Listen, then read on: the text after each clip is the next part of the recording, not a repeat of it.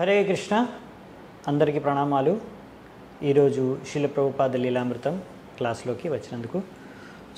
మనం ఈరోజు శీల ప్రభుపాద లీలామృతంలో నెక్స్ట్ అధ్యాయం చూడబోతున్నాము. ఈ అధ్యాయం పేరు వచ్చేసి ద బ్యాటిల్ ఫర్ బాంబే. అంటే బాంబేలో స్థలం గురించి యుద్ధం. ఇప్పుడు విదేశాల నుంచి ప్రచారం కోసం వెళ్ళిన ప్రభుపాదుల వారు తిరిగి భారతదేశానికి వచ్చారు. డైరెక్ట్గా బాంబేకి రాకుండా ఆయన ముందుగా బృందావనంకి వెళ్ళారు. అప్పుడు కార్తీక మాసం ఉందన్నమాట, నడుస్తుంది. బృందావనం అక్టోబర్ 17, 1972. ప్రభుపాదుల వారు కార్తీక మాసం ఆ సమయంలో బృందావనంకి వచ్చారు. ఆ టైంలో కార్తీక మాసం వచ్చేసి అక్టోబర్ 16 నుంచి నవంబర్ 14 తేదీ వరకు ఉందన్నమాట. ఆయన ప్లాన్ వచ్చేసి అక్కడ రూపగోస్వామి వారి సమాధి, అంటే రాధా దామోదర మందిరం యొక్క ప్రాంగణంలో ఉన్న సమాధి దగ్గరే, ఆ ప్రాంగణంలోనే భక్తిరసామృత సింధు నుంచి ప్రతిరోజు సాయంత్రం క్లాస్ ఇవ్వాలని ఆయన నిశ్చయించుకొని అక్కడ వచ్చి ప్రతిరోజు రాత్రి వేళ సాయంత్రం వేళ క్లాస్ ఇచ్చేవారు. ఆయనను సాంగత్యం పొందడానికి, ప్రభుపాదుల వారి సాంగత్యం పొందడానికి చాలామంది భక్తులు వివిధ ప్రాంతాల్లోంచి కార్తీక మాసంలో బృందావనంలోకి వచ్చారు. అమెరికా నుంచి, యూరోప్ నుంచి, ఇండియా నుంచి, వివిధ ప్రాంతాల నుంచి వచ్చారు.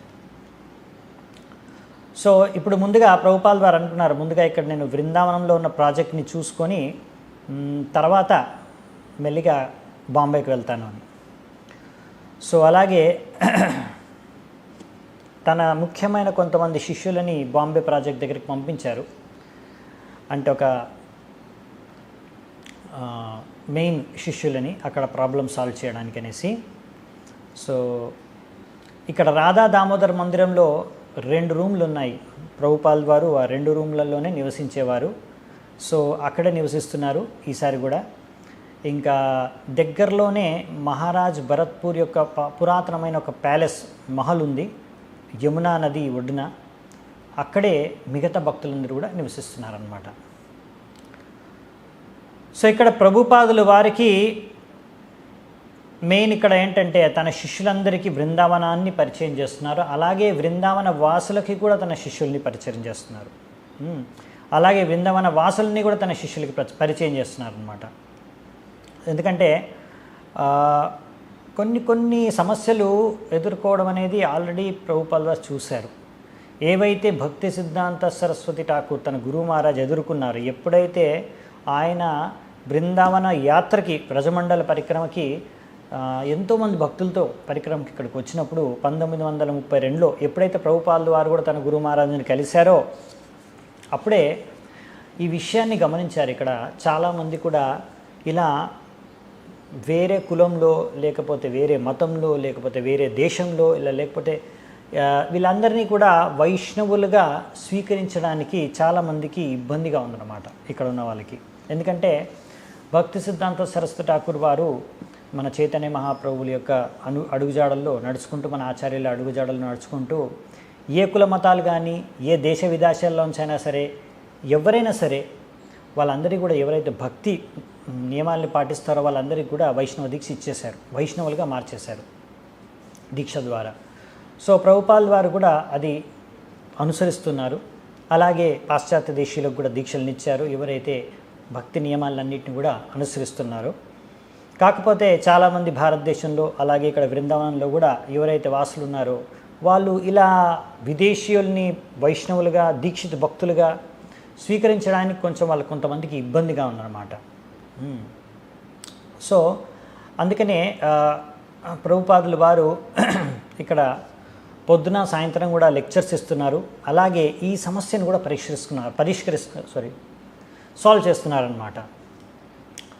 ప్రభుపాదుల వారు అక్కడ బృందావనంలో క్లాసెస్ స్టార్ట్ చేసినప్పుడు చాలామంది అనుకున్నారు, ఇక్కడ ప్రభుపాదుల వారు బృందావనంలో ఉన్నాము, కార్తీక మాసంలో కృష్ణుడు, రాధారాణి, గోపికల యొక్క రాసలీల గురించి చెప్తారేమో అని. కానీ ప్రభుపాదుల వారు అలాంటి టాపిక్స్ ఏం కాకుండా భక్తిరసామృత సింధువులోంచి ఎన్నో తత్వాలు ఉన్నాయి, భక్తి తత్వాల గురించి ప్రవచనం ఇస్తున్నారన్నమాట ప్రభుపాదుల వారు.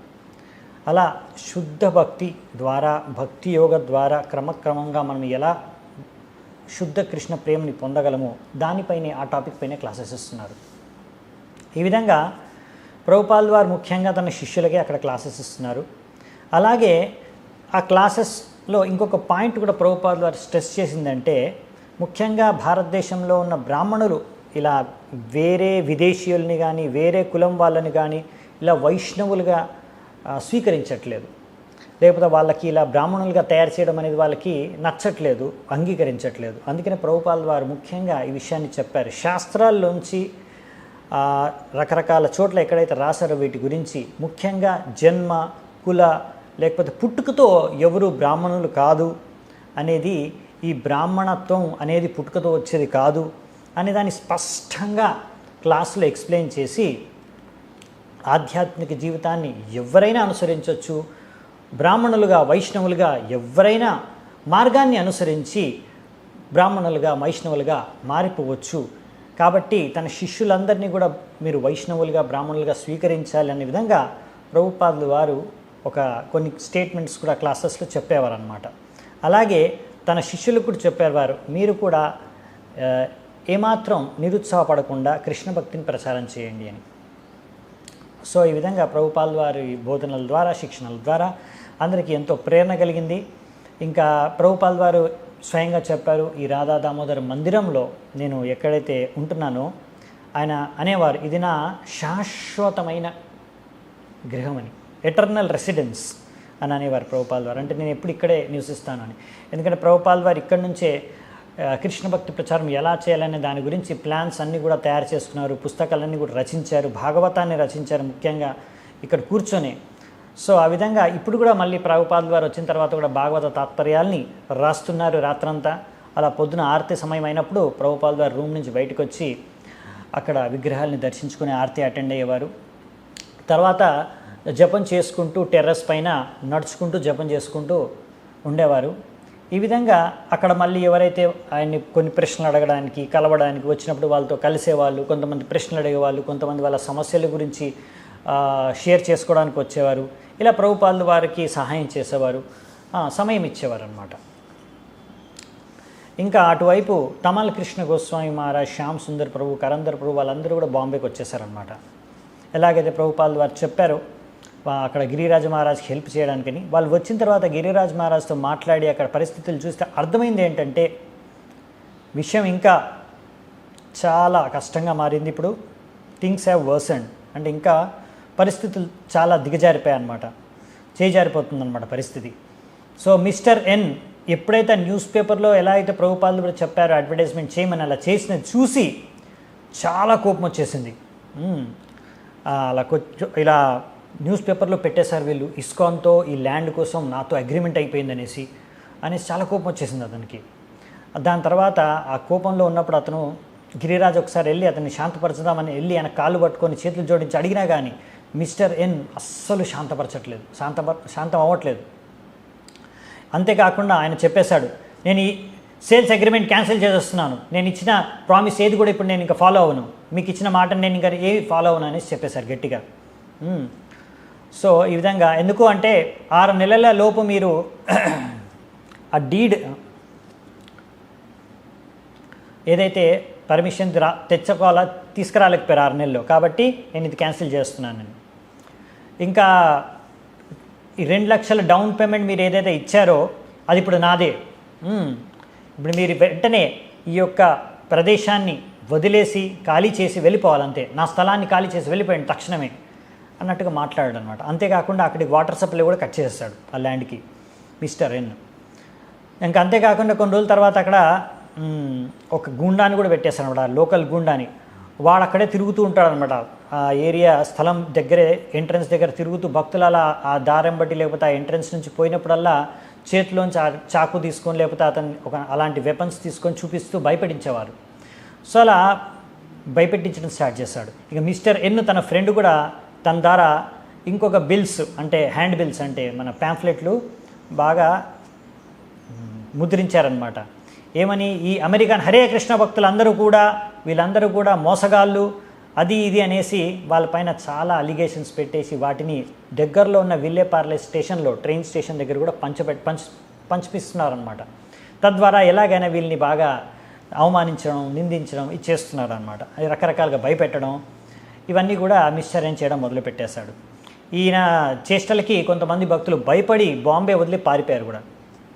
ఇంకా ఫైనల్గా ఒక 30 మంది మాత్రమే బాంబేలో మిగిలారు భక్తులు. ఆ ల్యాండ్ పైన, ఆ స్థలం పైన నివసిస్తున్నారు. సో కరందర ప్రభు వచ్చిన తర్వాత చూసి ఫస్ట్ చేయాల్సింది మనం ఏంటంటే ఒక మంచి లాయర్ని ఎతకాలనేసి ఇలాంటి విషయాల్లో, ఈ స్థలాలు, ల్యాండ్, లీగల్ ఇష్యూల్లో చాలా స్పెషలిస్ట్ ఎవరైతే ఉన్నారో ఆ బాంబేలో వెతికి పట్టారనమాట ఒకరిని. తర్వాత ఆ లాయర్ని తీసుకొని మిస్టర్ ఎన్ ఆఫీస్కి వెళ్ళారు. అప్పుడు మిస్టర్ ఎన్ మాత్రం ఎప్పటిలాగే అస్సలు ఏమాత్రం సహకరించట్లేదు. అంతేకాకుండా అతను ఏం సరిగా ఉత్తరం ఇవ్వట్లేదు, చెప్పిన దానికి మాట్లాడలేదు సరిగా. సో ఇస్కాన్ లాయర్కి చాలా కోపం వచ్చేసి ఆయనతో వివాదానికి దిగడం జరిగింది. ఇంకా కోర్టులో వెళ్ళాల్సిందే, కోర్టులో ఈ విషయాన్ని పరిష్కరించుకోవాల్సిందే, ఇంకా వేరే మార్గం లేదు అన్నది ఫైనల్ అయిపోయిందనమాట. తమల్ కృష్ణ గోస్వామి మహారాజు, కరందర ప్రభు, భవానంద ప్రభు, శ్యామ్ సుందర్ ప్రభు అందరూ కూర్చొని మాట్లాడారనమాట. అసలు ఈ జూహు ల్యాండ్ స్థలం ఇదేదైతే ఉందో ఈ సమస్యను పరిష్కరించడం చాలా కష్టం, ఇది అసంభవం అనిపించింది వీళ్ళకి. ఒకవేళ ఈ మిస్టర్ ఎన్ను ఈయన చేష్టలు, ఈయన తెలివితేటలు పక్కన పెట్టినా కానీ అసలు ఈ ప్రదేశంలో, ఈ స్థలంలో నివసించడమే చాలా కష్టం. ఎందుకంటే ఇక్కడ భక్తులు కానీ, భగవంతుడి విగ్రహాలు కానీ, ఇక్కడ ఏమాత్రం పరిస్థితులు కానీ, సువిధలు కానీ ఏమీ లేవు. ఆ పైన చిన్న రూఫ్ నుంచి కూడా కారుతూ ఉంటుంది, నీళ్లు లీక్ అవుతూ ఉంటుంది. కింద సిమెంట్ ఫ్లోర్ కూడా అంతా పగిలిపోయి ఉంది. ఇక్కడంతా ఎన్నో ఎలుకలు, ఇంకా రకరకాల కాక్రోచెస్, ఇంకా రకరకాల కుక్కలు, ఇంకా రకరకాల మాస్కిటోసు, ఇంకా రకరకాల దోమలు, ఈగలు అన్నీ తిరుగుతున్నాయి. కాబట్టి అసలు ఈ ప్లేస్లో అప్పుడప్పుడు విషపూరితమైన సర్పాలు కూడా వస్తుంటాయి. సో భక్తులు ఇక్కడ ఉన్న వాళ్ళందరూ ఆల్రెడీ రకరకాల రోగాల బారి పడుతున్నారు, ముఖ్యంగా మలేరియా, ఇంకా హెపటైటిస్. సో ఇక్కడ ఉండడం సరికాదు, అసలు మనకి ల్యాండ్ దొరికినా ఏం లాభం అన్నట్టుగా మాట్లాడుకుంటున్నారనమాట. కాకపోతే ఇస్కాన్ వాళ్ళు ఎవరైతే కొత్త లాయర్ని అపాయింట్ చేస్తారో అతను మాత్రం కోర్టుకి వెళ్ళాల్సిందే, కేసు మనం ఫైట్ చేయాల్సిందే అని గట్టిగా ఉన్నాడు అనమాట. కాకపోతే భక్తులే కొంచెం వెనకాడుతున్నారు, ఏం చేయాలి కొంచెం ఆలోచిస్తున్నారనమాట. సో మిస్టర్ ఎన్ అన్నాడు, అరే నేను క్రిమినల్ కాదు, వాళ్ళందరే క్రిమినల్స్ అని మిస్టర్ ఎన్ అంటున్నాడు భక్తులందరినీ.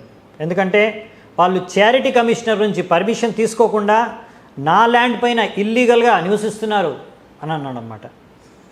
కాబట్టి నేను కోర్టులో ఫైల్ చేస్తాను, నా ల్యాండ్కి నాకు చేసిన డ్యామేజ్కి వాళ్ళే ఇంకా పరిహారం కట్టాలని. సో ఇంకా చెప్పాలంటే అతను ఎంతకైనా తెగిస్తాను, వాళ్ళని ఎలాగైనా సరే ఇక్కడ నుంచి తరిమి వేయడానికి ఏ గుండాలని పెట్టైనా కొట్టిస్తా అన్నట్టుగా మాట్లాడారనమాట. సో ఆ విధంగా అన్ని కోణాల నుంచి ఆలోచించి అక్కడ ప్రభుపాల్ వారు పంపించిన లీడర్స్, ఆ బాంబేలో అక్కడ నివసించే వాళ్ళందరితో మాట్లాడి ఫైనల్గా ఇప్పుడు వాళ్ళు ఏమనుకున్నారంటే ఈ ల్యాండు, ఈ గొడవ వదిలేయడమే మనకు మంచిది అని అందరు కలిసి ఇంకా ప్రభుపాదకు ఒక లెటర్ రాసేశారు. లెటర్ రాసి, సరే ఇది ప్రభుపాల్ వారు ఇప్పుడు బృందావనంలో ఉన్నారు కదా, శ్యామ్ సుందర్ ప్రభుకి ఇచ్చి ఆయన చేతిలో పెట్టి నువ్వు స్వయంగా వెళ్ళి ప్రభుపాల్ వారికి ఈ లెటర్ ఇవ్వు అనేసి ఆయనకి ఇచ్చి పంపించారు. ఇప్పుడు శ్యామ్ సుందర్ ప్రభు అక్కడికి వెళ్ళారు. ప్రభుపాల్ వారు తన రూమ్లో రాధా దామోదర మందిరంలో కూర్చొని ఉన్నారు. వెళ్ళి ప్రభుపాల్ చేతిలో ఆయన లెటర్ పెట్టాడు.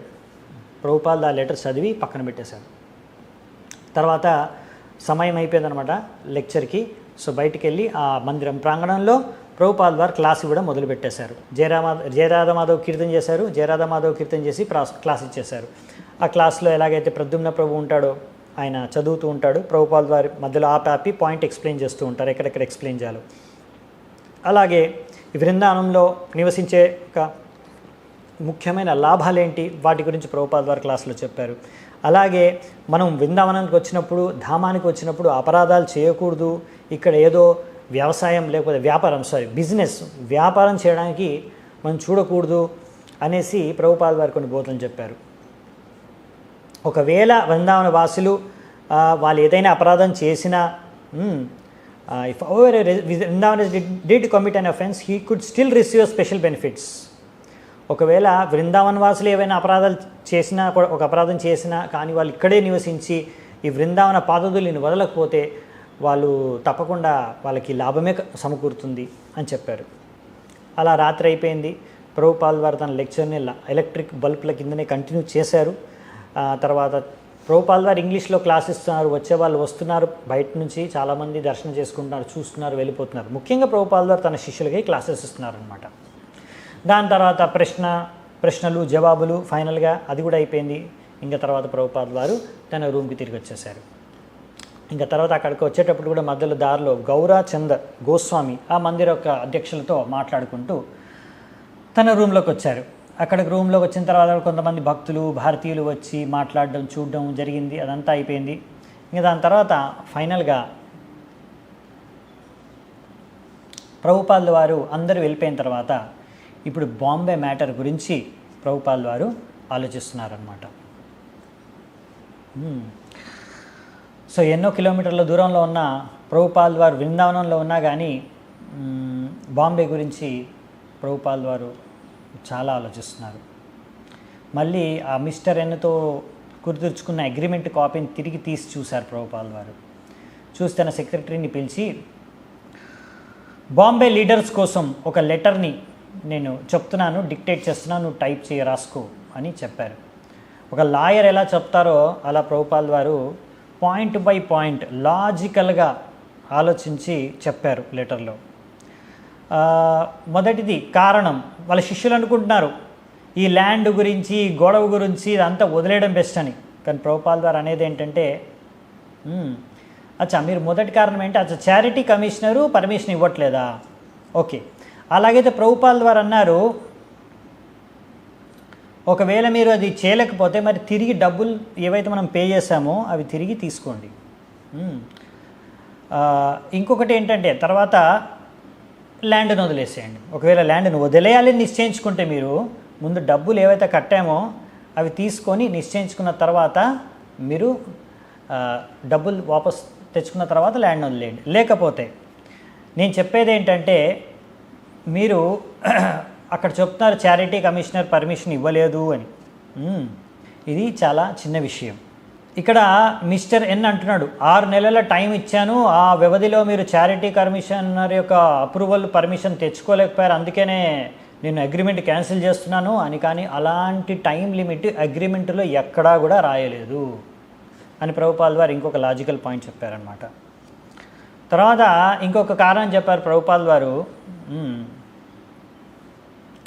అనదర్ రీజన్ ప్రభుపాల్స్ మెన్, ఇంకొక ప్రభుపాల్ వారి శిష్యులు చెప్పారు కదా, ఈ మిస్టర్ ఎన్ ప్రకారం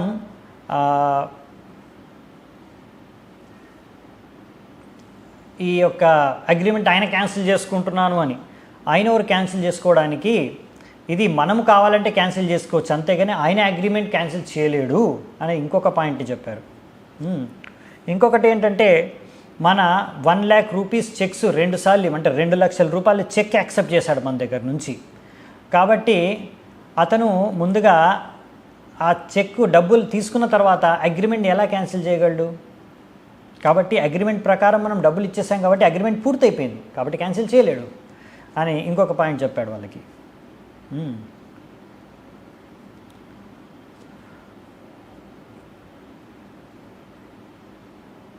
కాబట్టి ఆల్రెడీ మనం డబ్బులు ఇచ్చేసాము కాబట్టి డీల్ అయిపోయింది, కాబట్టి అగ్రిమెంట్ అయిపోయింది, అంతే, మ్యాటర్ క్లోజ్. కాకపోతే ఈ విధంగా అతను రకరకాల ట్రిక్స్ ప్లే చేస్తున్నాడు. మిమ్మల్ని భయపెట్టిస్తున్నాడు, మీరు భయపడిపోతున్నారు, మిమ్మల్ని మూర్ఖులు చేస్తున్నాడు, అంతే. కాకపోతే ఆయన అనుకుంటున్నాడు అతను లీగల్గా సుపీరియర్ పొజిషన్లో ఉన్నానని. ఇంకా అలా భయపెట్టించడం ద్వారా మీరు ఇంకా ఆయనకు డబ్బులు ఇస్తారని అనుకుంటున్నాడు. కానీ అతను మోసం చేస్తున్నాడు, ఇంకేం లేదు, మనం ఆయనకు ₹1 కూడా ఇంక ఇవ్వాల్సిన అవసరం లేదు, ₹1 కూడా మీరు ఇవ్వకండి. అంతేకాకుండా ఆయన అగెన్స్ట్గా క్రిమినల్ కేసు ఫైల్ చేయండి. ఎందుకు మీరు ఇంత నిరుత్సాహపడుతున్నారు, ఎందుకు మీరు ఆయన చూసి భయపడుతున్నారు, మన పొజిషన్ చాలా స్ట్రాంగ్గా ఉంది అని ప్రభుపాల్ వారు పాయింట్ బై పాయింట్ అన్నీ చెప్తూ అక్కడ బాంబే భక్తుల లీడర్ల కోసం ఈ లేఖను రాయించారు సెక్రటరీతో. ఇంకా మిస్టర్ ఎన్ అతను ఊరికే గుండాల్ని పెట్టి భయపెట్టిస్తున్నాడు మిమ్మల్ని. అలా గూండాల్ని పెట్టి భయపెట్టించి తరివేయడం సరైన పద్ధతి కాదు. కాబట్టి మీరు అలా గూండాలు పెట్టిస్తే మీరు పోలీస్ దగ్గరికి వెళ్ళి పోలీస్ ప్రొటెక్షన్ తీసుకోండి. అందుకే నేను చెప్పేది ఏంటంటే మీ అందరికీ మీరు చాలా భయపడుతున్నారు, పిరికి వల్ల వ్యవహరిస్తున్నారు. మీ ఇంకా నేను చెప్పేదైతే నేను మీకు చెప్పాను ఏం చేయాలి, తర్వాత ఇంకా మీ ఇష్టం, మీకు ఏం నచ్చితే చేయండి. నేను చెప్పేది ఏంటంటే వెంటనే క్రిమినల్ కేసు ఫైల్ చేయాలి ఆయన పైన. ఎందుకంటే ఆయన ఊరికే ఉత్త మాటలతో మిమ్మల్ని భయపెట్టిస్తున్నాడు, పెద్ద పెద్ద మాటలు మాట్లాడుతున్నాడు, పెద్ద పెద్ద భయాలు చూపిస్తున్నాడు మీకు. కాకపోతే అది విని మీరు భయపడిపోతున్నారు మూర్ఖుల్లాగా. అలా మీరు భయపడిపోవచ్చు, కానీ నేను భయపడను అనేసి ప్రభుపాల్ వారు చాలా స్పష్టంగా లేఖ రాశారనమాట. అంటే ప్రభుపాల్ వారు ఖచ్చితంగా చెప్పేశారు, మీరు వెళ్ళండి కోర్టుకి వెళ్ళండి, అక్కడ కోర్టుకి వెళ్ళి ఆ జడ్జికి మెజిస్ట్రేట్కి చెప్పండి మేము ఆయనకు డబ్బులు ఇచ్చాము, ఆయన మా దగ్గర డబ్బులు తీసుకొని ఇప్పుడు భయపెట్టించి మమ్మల్ని తరమేయాలనుకుంటున్నాడు, ఏం భయపడకండి అనే విషయాన్ని ప్రభుపాద్ బేసికలీ స్పష్టంగా చెప్పారు. సో ప్రభుపాద్ వారు ఇక్కడికి బృందావనంకి వచ్చారు ఏదో లెక్చర్లు ఇవ్వడానికనే కాదు. అలాగే ఏ స్థలం అయితే బృందావనంలో ఆయనకు లభించిందో అక్కడ వెంటనే కన్స్ట్రక్షన్ కార్యక్రమం మొదలు పెట్టడానికి. సో ఆడ బాంబే నుంచి ఇలాంటి వార్తలు వస్తూనే ఉన్నాయి. అలాగనేసి బృందావనంకి వచ్చిన కార్యాన్ని మాత్రం ప్రభుపాద్ వారు మర్చిపోలేదు. ప్రతిరోజు పొద్దున్నే భక్తుల్ని తీసుకొని భక్తులందరూ కూడా అక్కడ ఉన్న వాళ్ళందరూ కూడా ప్రభుపాదులు వారు నివసిస్తున్న రాధా దామోదర మందిరం నుంచి ఎక్కడైతే మనకి ఇస్కాన్కి స్థలం దొరికిందో అంటే రమణ రేతి స్థలం వరకు రోజు కూడా భక్తులందరూ కూడా సంకీర్తనం చేసుకుంటూ వెళ్ళేవారు, వచ్చేవారు. ఈ విధంగా ప్రభుపాదులు కూడా వాళ్ళతో పాటు వెళ్ళి అప్పుడప్పుడు మధ్యలో అక్కడికి వెళ్ళి చూసేవారు పనులు ఏం జరుగుతున్నాయి, ఏం జరిగిందని. ప్రభుపాదులు వారు చూశారు అక్కడ సుబల అనొక ఒక డివోటీని శిష్యుడిని ప్రభుపాదులు వారు అక్కడ ఈ కన్స్ట్రక్షన్ కార్యక్రమానికి బాధ్యతనిచ్చి ఉంచారు అక్కడ. సో అక్కడ చూశారు కొన్ని టెంట్లు ఉన్నాయి, అలాగే కొన్ని ఫెన్స్ వేశారు, అక్కడే బ్రిక్స్, ఇటుకలు, సిమెంటు, ఇసుక అన్నీ ఉన్నాయి. కాకపోతే ఏమి ఇంకా పెద్దగా స్టార్ట్ అవ్వలేదన్నమాట కన్స్ట్రక్షన్ పెద్దగా. ఇంకా ఇంకోటి ఏంటంటే తమల్ కృష్ణ గోస్వామిని ఇక్కడ నుంచి పంపించేశారు ఇప్పుడు బాంబేకి. సో ఇప్పుడు అక్కడ సుబల ఒక్కరే ఉన్నారు. సో ఒకరోజు సుబల ఆ ల్యాండ్లో నుంచి వదిలేసి ప్రభుపాల్ వారి రూమ్కి వచ్చారు.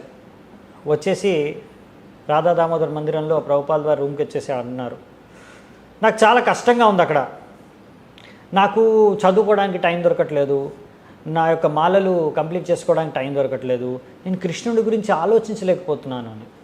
ఎప్పుడు చూసినా ఈ కాంట్రాక్టర్ నన్ను మోసం చేస్తున్నాడా, ఈ లేబర్లకి, ఈ మెటీరియల్స్కి వీళ్ళందరికీ చెక్కులు సైన్ చేయడంలో ఇవన్నీ నాకు చాలా టూ మచ్ అయిపోతున్నాయి.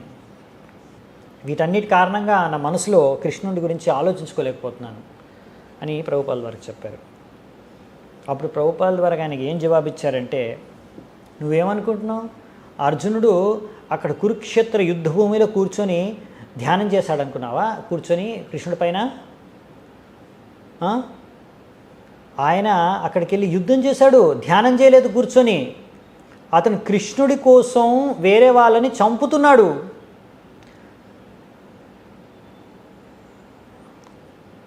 వాళ్ళందరినీ కూడా ఎవరి కోసం చంపుతున్నాడు? కృష్ణుడి కోసం చంపుతున్నాడు. సో ఈ విధంగా నువ్వు చెక్ బుక్ గురించి ఆలోచిస్తున్నావు, లేకపోతే ఈ మనుషులు లేబర్ గురించి ఆలోచిస్తున్నావు, కాంట్రాక్టర్ గురించి ఆలోచిస్తున్నావు. ఇదంతా కూడా అర్జునుడు ఎలా ఆలోచిస్తున్నాడు వాళ్ళని చంపడానికి అలాంటి ఆలోచించడంతో సమానమే. ఇదే కృష్ణుడి సేవ.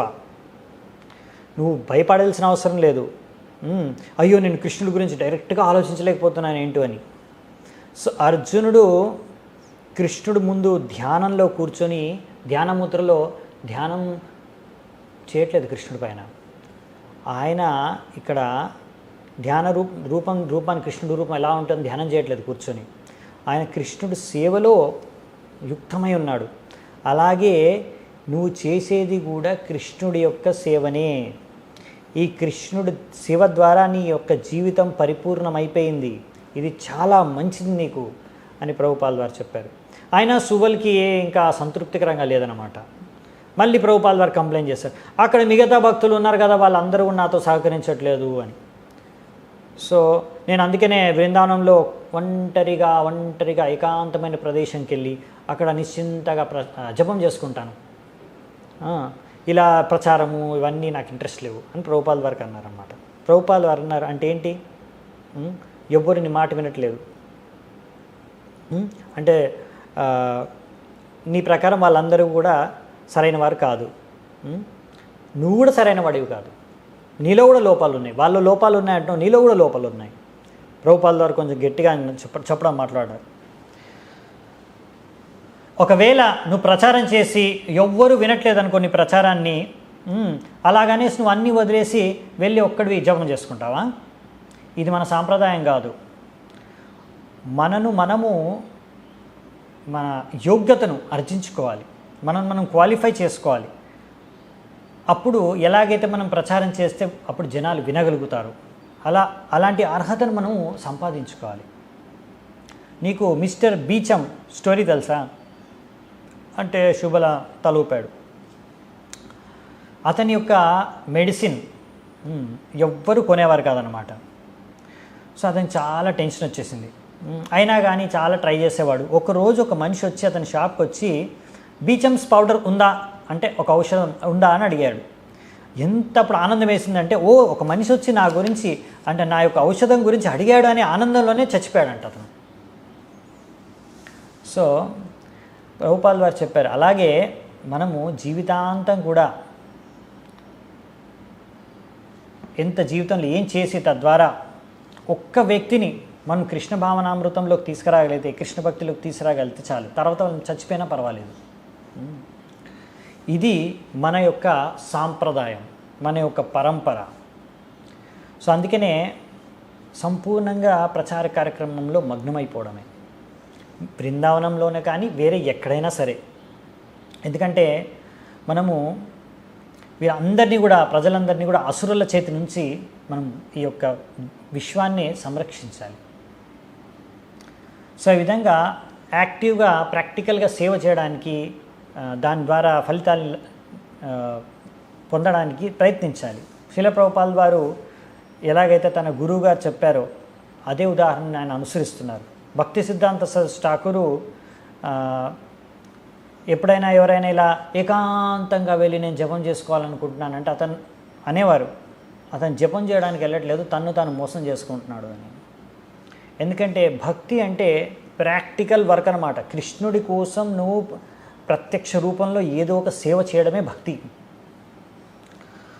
సో ఈ విధంగానే నీ యొక్క ఇంద్రియాల్ని నువ్వు నియంత్రించుకోగలవు. ఎలాగో అలాగా కృష్ణుడి సేవతో ఉపయోగించి ఇలా సంపూర్ణంగా యాక్టివ్గా సేవ చేయడమే అన్నిటికన్నా ఉన్నతమైన యోగా. ప్రభుపాదుల వారు ఇలా శుభలకి ఎక్స్ప్లెయిన్ చేశారనమాట. ఇదే విషయాలు నేను రీసెంట్గా కూడా నా పుస్తకంలో రాశాను. 2nd క్యాంటో శ్రీమద్ భాగవతంలో చూడు నేను రాశానని ప్రభుపాదుల వారు చదివారు. ఇక్కడ క్లియర్గా చెప్పబడింది ఏంటంటే, బృందావనంలో ఎవరైతే బృందావన వాసులు ఉన్నారో దినమంతా ఎంతగా రోజంతా ఎంత కృషి చేసేవారు, కష్టపడేవారంటే, లేబర్ ఎంత హార్డ్ వర్క్ చేసేవారంటే రాత్రి అవ్వగానే ఫుల్గా నిద్ర వచ్చేసేది, పడుకునేవారు. అంటే వాళ్ళకు భగవంతుడి పైన కూర్చొని ధ్యానం చేసుకునే అంత సమయం కూడా ఉండేది కాదు. ఎందుకంటే వాళ్ళ దినమంతా చేసే కార్యక్రమాలన్నీ కూడా భగవంతుడి కృష్ణుడి కోసమే కాబట్టి అవన్నీ ఆధ్యాత్మిక కార్యక్రమాలే. సో ఆ విధంగా నువ్వు ఏదైనా సరే కృష్ణుడితో సంబంధాన్ని అర్థం చేసుకొని కృష్ణుడి కోసం చేసే కార్యాలన్నీ కూడా ఆధ్యాత్మిక కార్యాలు అయిపోతాయి. సో మన కార్యాలకి కేంద్ర బిందువు కృష్ణుడై ఉండాలి. అప్పుడు నువ్వు భౌతిక ప్రపంచంలో ఉన్న, ఈ యొక్క భౌతిక జగత్తులో ఉన్న నువ్వు చేసే కార్యాలన్నింటిలో కూడా ఆధ్యాత్మిక శక్తితో అది నిండిపోయి ఉంటుంది. సో అందుకని భక్తి యోగా యొక్క ప్రయోజనమే ఇదే భక్తి యోగా అంటే. అన్ని కార్యాలు కూడా మనం కృష్ణుడి గురించి, కృష్ణుడి కోసం, కృష్ణుడి ప్రతినిధి అయి కృష్ణుడి తరఫున చేయాలంతే. అప్పుడు తద్వారా అన్ని కృష్ణ చేతనతో నిండి ఉంటాయి. అలా చేస్తే అది అన్నిటికన్నా అత్యుత్తమైన స్థాయి ఆధ్యాత్మిక ఉన్నతిలో. సో ఈ విధంగా వీలైనంత వరకు ప్రభుపాదుల వారు తన శిష్యులని వారు ఏ సేవ చేసి బాగా భక్తిలో ముందుకు వెళ్ళగరో వారి యొక్క గుణాలు, వారి యొక్క స్వభావం అనుసారం ప్రభుపాదుల వారిని, వాళ్ళ శిష్యుల్ని సేవలో నియుక్తపరిచారు. ఏదో ఒక విధంగా కృష్ణుడికి ఏదో ఒక సేవలో నియుక్తి చేశారు. సో ఇప్పుడు ప్రభుపాదుల వారు అలాగే బృందావనంలో ఇప్పుడు ఒక మందిరాన్ని నిర్మించాలనుకుంటున్నారు. సో ఎవరైనా సరే ఆ మందిర కార్యంలో సహాయం చేస్తే తప్పకుండా అది వాళ్ళకు నచ్చినా నచ్చకుండా, అది వాళ్ళ స్వభావంలో ఉన్నా లేకున్నా తప్పకుండా వాళ్ళందరూ కూడా ప్రభుపాద వారికి మరియు కృష్ణుడికి ఎంతో ప్రియమైన వారవుతారు. సో ఎప్పుడైతే ఒకసారి అందుకనే ఒక కపుల్, హౌస్ హోల్డర్ కపుల్, గృహస్థ కపుల్ వచ్చారన్నమాట, గురుదాస్ ఇంకా యమునా మాతాజీ. గురుదాస్ ప్రభు, యమునా మాతాజీ వచ్చారు. వాళ్ళు వచ్చి కూడా బృందావనంలో ఉండి ప్రభుపాద్ వారికి సహాయం చేయాలనుకున్నారు, ఈ మందిరం కన్స్ట్రక్షన్ చేయాలని. ప్రభుపాద్ వెంటనే వాళ్ళకి స్వాగతం పలికి, నా ప్లాన్ ఏంటి, నేను ఎందుకు ఏం చేయాలనుకుంటున్నాను బృందావనంలో అనేది వాళ్ళతో షేర్ చేసుకున్నారు. ఏం చెప్పారంటే, మీరు ఒకవేళ ఇక్కడ బృందావనంలో ఒక మంచి మందిరాన్ని కట్టారనుకోండి నా కోసం, నేను మీకు శాశ్వతంగా కృతజ్ఞతతో ఉంటాను అని ప్రభుపాల్ వారు అన్నారు. ఎందుకంటే మనది అంతర్జాతీయ కృష్ణ భావనామృత సంఘం, విశ్వవ్యాప్తంగా మనకు సెంటర్లు ఉన్నాయి, భక్తులు ఉన్నారు దేశ విదేశాల్లో. వాళ్ళందరూ ఒకవేళ ఇక్కడికి వద్దామనుకుంటే కృష్ణుడి భూమి అయిన బృందావనంలో మనకు ఒక స్థలం లేదు, నివసించడానికి చోటు లేదు ఉండడానికి. సో అందుకనే వాళ్ళందరూ ఇక్కడికి వస్తారు, వచ్చి ఇక్కడ నుంచి నేర్చుకోవాలనుకుంటారు ఎన్నో విషయాలు. కాబట్టి మనకి ఇక్కడ ఒక మంచి మందిరం ఉండాలి. నాకు తెలుసు మీరందరూ ఏదో పెద్ద కన్స్ట్రక్షన్లో పెద్ద నిపుణులేం కాదని, అది చేయడం మీకు అంతగా ఇంట్రెస్ట్ కూడా లేదని, కానీ మీరు ఎంతో నిజాయితీ భక్తులు కాబట్టి, కృష్ణుడి యొక్క భక్తులు కాబట్టి మీకు సరైన సామర్థ్యము, బుద్ధి, తెలివితేటలు ఇస్తాడు ఎలా చేయాలనేది. అదే మనకు కావాల్సింది. తద్వారానే మనం కృష్ణ భక్తిలో ఉన్నతి చెందుతాము. సో ఈ విధంగా ప్రభుపాదు ఇంకా దాని తర్వాత మిగతా భక్తులందరూ కూడా ఇంకా కార్తీక మాసం ముగిసే సమయానికల్లా అందరూ కూడా వాళ్ళ చోట్లకు వెళ్ళిపోవడం మొదలుపెట్టారు. ఇంకా ప్రభుపాద్ వారు వెళ్ళిపోయే సమయానికి అక్కడున్న భక్తులందరికీ కూడా బృందావన వాసులతో రిలేషన్షిప్ అనే సంబంధాలు కూడా బాగా మెరుగుపడ్డాయి. ఎందుకంటే ప్రతిరోజు ఇలా సంకీర్తనం చేయడం చూసి చాలామంది కూడా వ్రజభాసులు ప్రభుపాద్ వారి యొక్క శిష్యుల పట్ల ఎంతో మంచి ఒపీనియన్ ఏర్పడిందన్నమాట. తద్వారా ప్రభుపాద్ వారు ఇక్కడ వచ్చి స్పెండ్ చేశారు టైము. కాకపోతే ప్రభుపాద్ వారు అనుకున్నారు, ఈ స్థలం దొరికి 1 year అయింది, ఇప్పటివరకు మేము ఇంకా కట్టలేకపోయాం. కాకపోతే ఇప్పుడు ప్రభుపాద్ వారికి కాన్ఫిడెన్స్ వచ్చింది, కన్స్ట్రక్షన్ జరుగుతుంది, ఇక్కడ బృందావనంలో మందిరం అవుతుందనే ఒక నమ్మకంతో ప్రభుపాద్ వారి ఇక్కడ నుంచి బయలుదేరుతున్నారు. ఎందుకంటే ప్రభుపాద్ వారు చూశారు, ఆయన మొత్తం విశ్వవ్యాప్తంగా అందరూ ప్రతి చోట కూడా ఇస్కాన్ మందిరం చేయాలి అనేది తపనతో ఎన్నో కృషి చేస్తూ ఉన్నారు చాలామంది భక్తులు. ఇంకా మరి డబ్బులు ఎక్కడి నుంచి వస్తున్నాయంటే, ఒకటి ఏంటంటే పుస్తకాలు వితరణ చేయడం ద్వారా, ఇంకొకటి ఏంటంటే అగరబత్తి బిజినెస్, స్పిరిచువల్ స్కై అనే అగరబత్తి బిజినెస్ ద్వారా. సో కాబట్టి ప్రభుపాద్ వారికి ఇంకా ఇక్కడ బృందావనంలో మందిరం ఎలా ఉండాలి, ఆ డిజైన్ స్ట్రక్చర్ మీద ఇంకా ఫైనల్ ఏం అవ్వలేదు. కాకపోతే ఆయన అనుకున్నాడు, ముందుగా అయితే ఇక్కడ భక్తులు ఇంకా డబ్బులు ఇక్కడికి వస్తే మెల్లిగా ఇక్కడ కన్స్ట్రక్షన్ కార్యక్రమం మొదలు పెట్టాలని. సో ఆయన ఎలాగైనా కన్స్ట్రక్షన్ అయితే స్టార్ట్ చేయాలనేసి ప్రభుపాద్ వారు స్వయంగా వెళ్ళి ఆ సైట్కి వెళ్ళి కొంచెం సిమెంటు అక్కడ ఇంకా మిగతా సిమెంట్ కలిపి తయారు చేసి తన సొంత చేతితో ఫస్ట్ సిమెంటు అక్కడ ఫౌండేషన్ వేసి స్టార్ట్ చేశారు అట్లీస్ట్ కన్స్ట్రక్షన్ కోసం. దాని తర్వాత ప్రభుపాద్ వారు హైదరాబాద్కి వెళ్ళారు. November 11, 1972 హైదరాబాద్లో ఒక పండాల్ ప్రోగ్రాం కోసం. సో చాలామంది ఎంతో భక్తులు వేల సంఖ్యలో వచ్చి అటెండ్ అయ్యారు ప్రోగ్రామ్కి. తర్వాత ప్రభుపాద్ వారు ఎక్కడికి వెళ్ళినా సరే వెంటనే వెనకాల ప్రభుపాద్ వారు వెనకాల పరిగెత్తు రావడం, ఇంకా ప్రభుపాద్ వారి కారు ఎక్కుతుంటే దిగుతుంటే చుట్టుముట్టేస్తున్నారన్నమాట జనాలు అక్కడ. సో ఆ సమయంలో హైదరాబాద్లో కరువు అన్నమాట, చాలా రోజుల నుంచి వర్షాలు లేవు. అలా ప్రభుపాదులు వచ్చి పండాల్ ప్రోగ్రాం హరినామ సంకీర్తన చేసిన వెంటనే వానలు రావడం మొదలుపెట్టారు. అప్పుడు ఒక న్యూస్ పేపర్లో రాశారనమాట.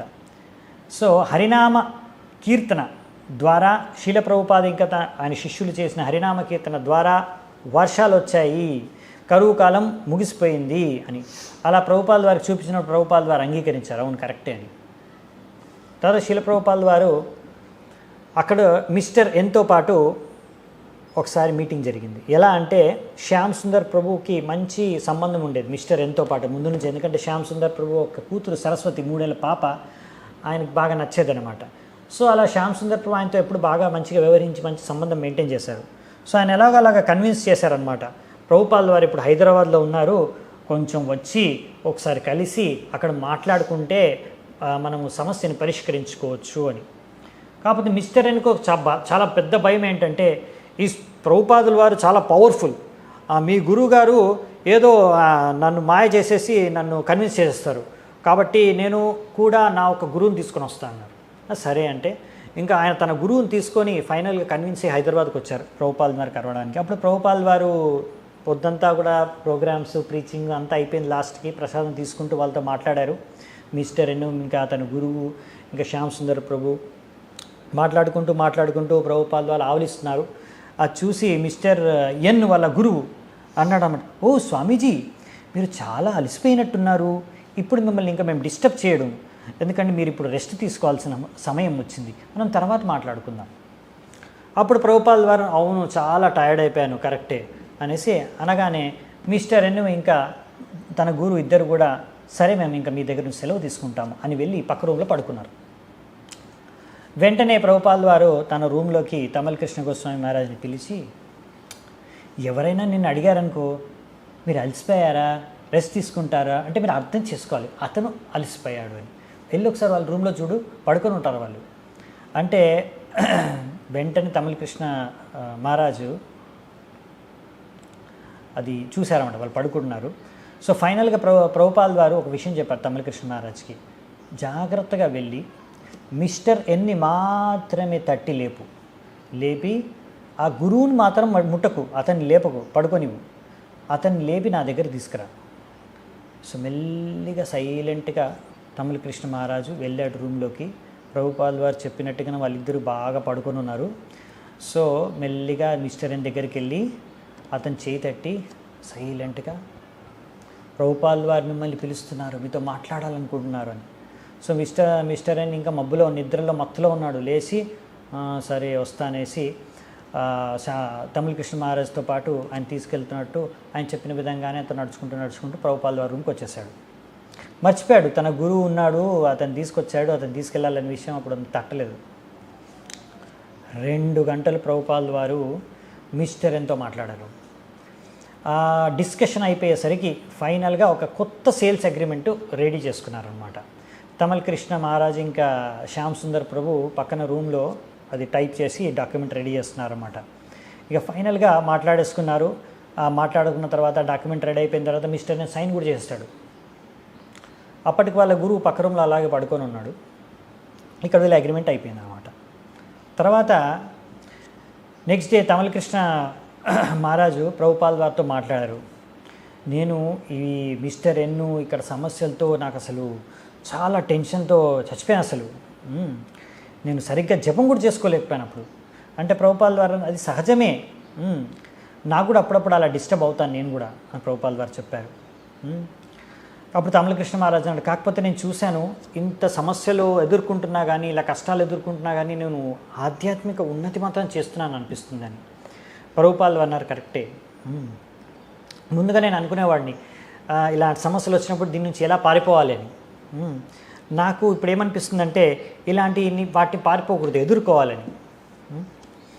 సో ప్రభుపాదులు వారు అన్నారు, కరెక్టే, మనం ఎప్పుడైనా సరే ఇలాంటి సమస్యలు వస్తే వాటికి స్వాగతం పలకాలి. అలా మనం సమస్యల్ని ఫేస్ చేసినప్పుడే మనకి ఇంకా ముందుకెళ్ళడానికి మనకు ఒక ఆపర్చునిటీ దొరుకుతుంది. తర్వాత శ్యామ్ సుందర్ ప్రభు ఇంకా తమిళ కృష్ణ మహారాజు మిస్టర్ ఎన్ అందరూ కూడా కలిసి తిరిగి బాంబేకి వెళ్ళిపోయారనమాట. అదే రోజు మధ్యాహ్నం.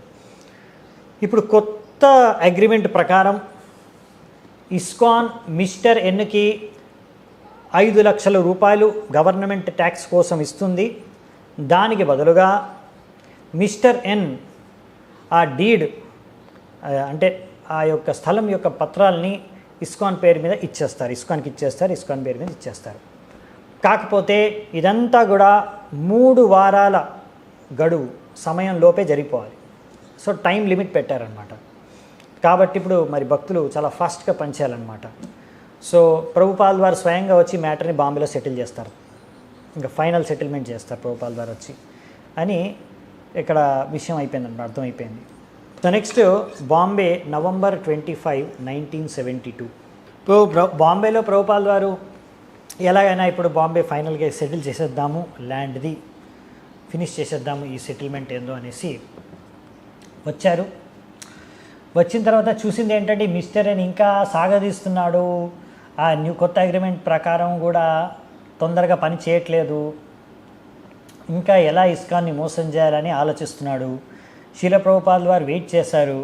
ఇంకా ఫైనల్గా అహ్మదాబాద్లో పండాల్ ప్రోగ్రామ్ ఉంటే అక్కడికి వెళ్ళిపోయారు. తన శిష్యులకు చెప్పారు, ఆ డీడ్ ప్రకారం అయిపోతే సరే, లేకపోతే ఆ 2 లక్షలు తిరిగి వాపసు తీసుకోండి మీరు అని. ప్రభుపాదుల వారు వెళ్ళిపోయారు. ఇక్కడ శ్యామ్ సుందర్ ప్రభు, తమల కృష్ణ గోస్వామి ఇంకా మిగతా అందరూ కూడా ఆలోచిస్తున్నారన్నమాట. ఇప్పుడు మనకి ఒకవేళ ఇంత కష్టపడి స్థలం మనకు దొరికిపోతే దీన్ని డెవలప్ చేయడం అనేది అంత ఈజీ కాదు. ఎందుకంటే ఇలాంటి స్థలంలో ప్రభుపాదుల వారు పెద్ద మందిరం, హోటల్, ఇంకా అది ఇది ఏవో చేయాలనుకుంటున్నారు. అవన్నీ ఈ యొక్క అడవిలో చేయడం అనేది చాలా కష్టం, అది అసంభవం, అది వర్కౌట్ అవ్వదు అని వీళ్ళు ఆలోచించుకుంటున్నారు. ఇక్కడ ప్రభుపాద అక్కడ అహ్మదాబాద్కి వెళ్ళిపోయారు. వెళ్ళిపోయి అక్కడ నుంచి కూడా మిస్టర్ ఎన్, మిస్టర్ డికి పిలుస్తున్నారు, ఇక్కడ రండి మనం మాట్లాడుకుందాం అని, సెటిల్మెంట్ చేసేద్దాం, అహ్మదాబాద్కి వచ్చేయండి అని. వాళ్ళు రామన్నారు. ఇక్కడ బాంబేలో భక్తులు, బాంబేలో ఇంకో విషయం ఏమర్థమైందంటే వాళ్ళకి, ఒకవేళ వాళ్ళకి తిరిగి వాళ్ళు ఇచ్చిన డబ్బులు కావాలనుకుంటే ఇంకేదైతే 5 లక్షలు కూడా ఇచ్చేశారు వాళ్ళు ఆల్రెడీ, అది కూడా తిరిగి కావాలనుకుంటే, అంటే ఆ 2 లక్షలు ప్లస్ 5 లక్షలు వాళ్ళకి ఈ కొత్త అగ్రిమెంట్ క్యాన్సిల్ చేయాలట. వాళ్ళకి అర్థం కావట్లేదు ఏం చేయాలి. అదేంటి, ఇప్పుడు తిరిగి మా డబ్బులు మాకు కావాలంటే ఈ అగ్రిమెంట్ క్యాన్సిల్ చేయాలా? ఇప్పుడు సమయం ఏమో మించిపోతుంది, అయిపోతుంది సమయం, ఏం చేయాలి అర్థం కావట్లేదు. ఒకరోజు మార్నింగ్ పొద్దున ఒక ప్రభుపాదుల వారి ఒక డిసైపుల్ విశాఖాదేవి మాతాజీ, ఆమె బాంబే నుంచి అహ్మదాబాద్కి వచ్చింది. అప్పుడు ప్రభుపాదుల వారు ఆమెను పిలిచి ఒక మెసేజ్ ఇచ్చి వెంటనే తిరిగి ఇదే రోజు బాంబేకి తిరిగి వెళ్ళిపో అని చెప్పారు. ఎందుకంటే బాంబేలో ఉన్న లీడర్స్ తప్పుడు నిర్ణయం ఏది తీసుకోకూడదు అని ప్రభుపాదుల వారు ముఖ్యంగా చెప్పింది ఏమకి ఏంటంటే, ఎట్టి పరిస్థితుల్లో కూడా ఆ ల్యాండ్ అగ్రిమెంట్ని క్యాన్సిల్ చేయొద్దు అని చెప్పి పంపించారు ఆమెకి. ఆమె వెంటనే అదే రోజు రాత్రి ట్రైన్ పట్టుకొని వెళ్ళిపోయింది. పొద్దున కల్లా అక్కడ చేరుకుంది. కానీ అప్పటికే అక్కడ బాంబేలో ఉన్న భక్తులు వాళ్ళు అనుకున్నారు అక్కడ క్యాన్సిల్ చేశారు.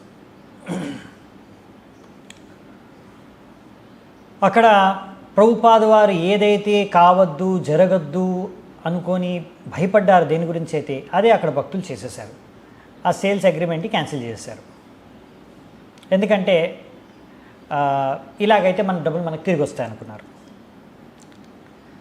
కాకపోతే ఇప్పుడు సేల్స్ అగ్రిమెంట్ క్యాన్సిల్ అయిపోయింది కాబట్టి దాని తర్వాత ప్రభుపాదుల వారి సందేశాన్ని విని విశాఖ మాతాజీ వచ్చి చెప్పిన తర్వాత వాళ్ళు ఇంకా కన్ఫ్యూజ్ అయిపోయారు. ఇప్పుడు ఏం చేయాలో అర్థం కావట్లేదు. ఎందుకంటే ఇప్పుడు అగ్రిమెంట్ క్యాన్సిల్ అయిపోయింది కాబట్టి ఈ ల్యాండ్ పైన మనకి లీగలీ ఏం అధికారం లేదు ఉండడానికి. ప్రభుపాదుల వారి ఇచ్చను కూడా మనము పూర్తి చేయలేకపోయాము. సో వెంటనే ఏం చేయాలో అర్థం కాక ఫైనల్గా గిరిరాజ్ మహారాజ్ ఫోన్ చేశారు ప్రభుపాదుల వారికి అహ్మదాబాద్కి. సో ఇది జరిగింది చెప్పడానికి. ఫోన్ చేయగానే ప్రభుపాదుల వారు ఫోన్ ఎత్తన్నారు, భక్తి వేదాంత స్వామి హియర్ అని. గిరిరాజ్ మహారాజ్ అన్నారు,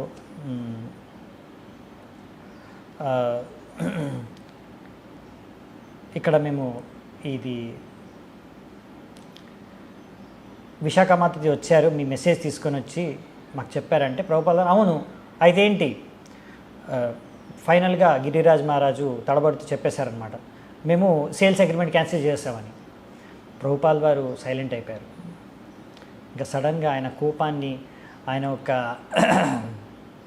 ఆగ్రహాన్ని వ్యక్తం చేస్తూ అయితే మొత్తం అయిపోయింది అనేసారనమాట. ప్రభుపాదుల వారు అన్నారు,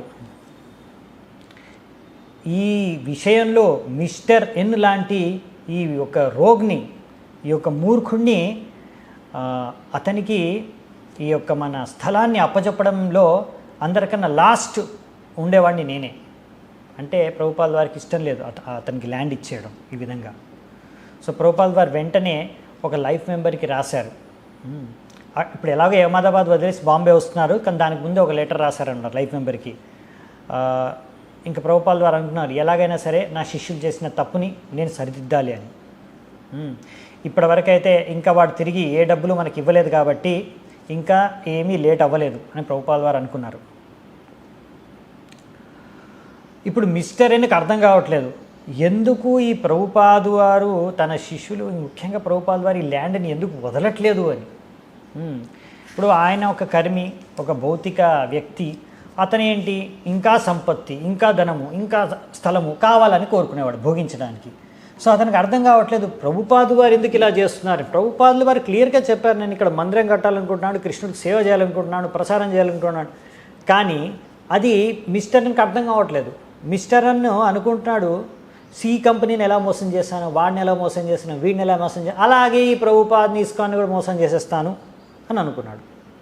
కాకపోతే ఇప్పుడు అతను ఆలోచించేది ఏంటి, నేను ఎలా స్థలాన్ని సంపాదించుకోవాలనుకుంటున్నాడు, అతను కూడా అలాగే సంపాదించాలనుకుంటున్నాడు. సో తప్పేముందన్నట్టుగా అతను ఆలోచిస్తున్నాడు భౌతికంగా. కాకపోతే ఇక్కడ మిస్టర్ అయినా ఎలాగో అర్థం చేసుకోలేడు ప్రభుపాద్ని. కానీ ప్రభుపాద వారి శిష్యులు కూడా అప్పుడు ప్రభుపాద్ని అర్థం చేసుకోలేకపోతున్నారు.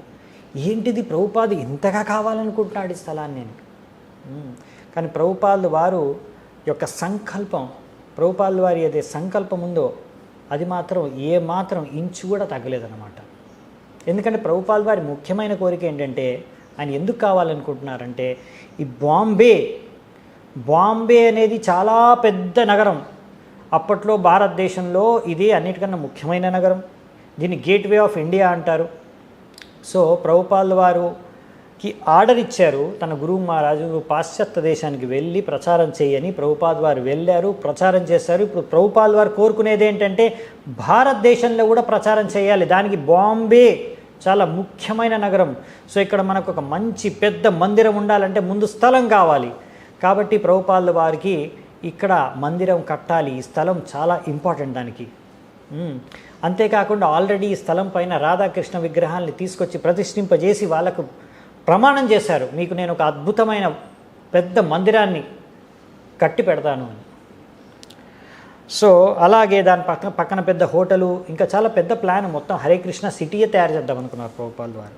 సో దానికి ఫస్ట్ ఈ ల్యాండ్ అనేది చాలా ఇంపార్టెంట్. అందుకే అలా ప్రభుపాదులు వారు పెద్ద మందిరం కట్టి విగ్రహాలని చాలా బాగా భగవంతుడికి ఆరాధన చేసి పెద్ద పెద్దగా ఉత్సవాలు చేసి తర్వాత అందరికీ పెద్ద సంఖ్యలో ప్రసాదాన్ని పంచి ఇంకా పుస్తకాలు వితరణ చేసి ఇంకా రకరకాల ప్రోగ్రామ్స్ ద్వారా ప్రచారం చేయాలనుకున్నారు.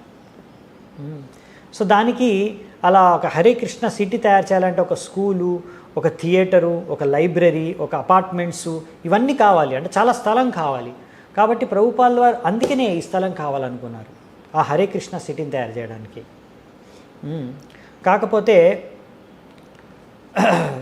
ఇలాంటి ఒక మూర్ఖుడు వచ్చి మోసం చేయాలనుకుంటున్నాడు. సో ప్రభుపాదులు వారు ఎలా సహిస్తారు?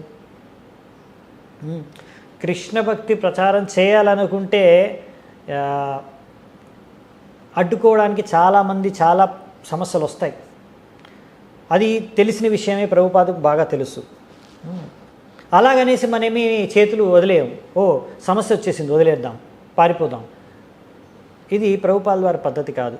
ప్రభుపాదుల వారు చెప్పేది అంటే ప్రచారకుడు అన్నాక సమస్యల్ని ఎదుర్కోవడానికి చాలా ధైర్యం కావాలి, ఓర్పు కావాలి, సహనశక్తి కావాలి.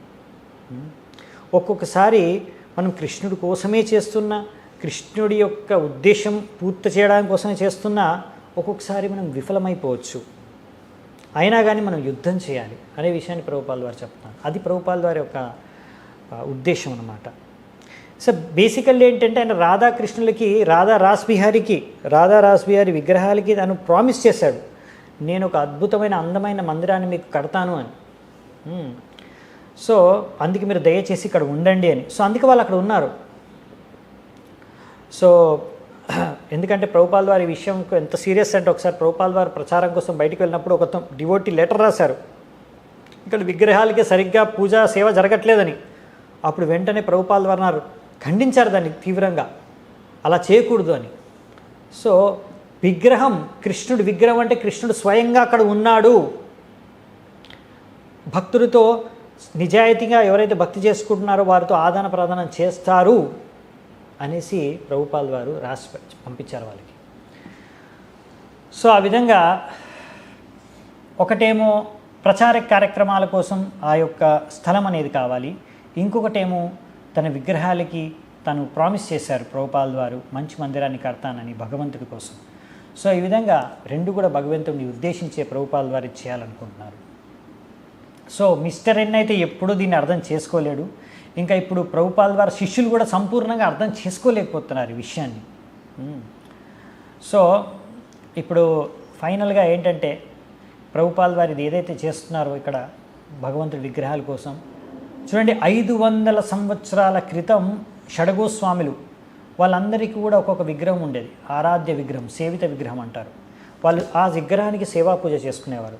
అలాంటి ఆ విగ్రహం కోసం, రాధాకృష్ణుల విగ్రహం కోసం వాళ్ళు పెద్ద పెద్ద మందిరాలని బృందావనంలో కట్టారు. కానీ ప్రభుపాదుల వారికి ఒక్క విగ్రహం, ఒక్క రాధాకృష్ణ విగ్రహం కాదు, ఎన్నో రాధాకృష్ణ విగ్రహాలని ప్రభుపాల్ వారు వివిధ దేశాల్లో మొత్తం విశ్వవ్యాప్తంగా ప్రతిష్ఠింపజేసి వారికి మందిరాలు కడుతున్నారు. సో ప్రభుపాల్ వారు కూడా మన ఆచార్యుల ఒక అడుగుదాడల్లోనే నడుచుకుంటూ ఒక్క విగ్రహానికి మందిరం కట్టడం కాదు, ఎన్నో విగ్రహాలకి మందిరంలో కట్టినారు.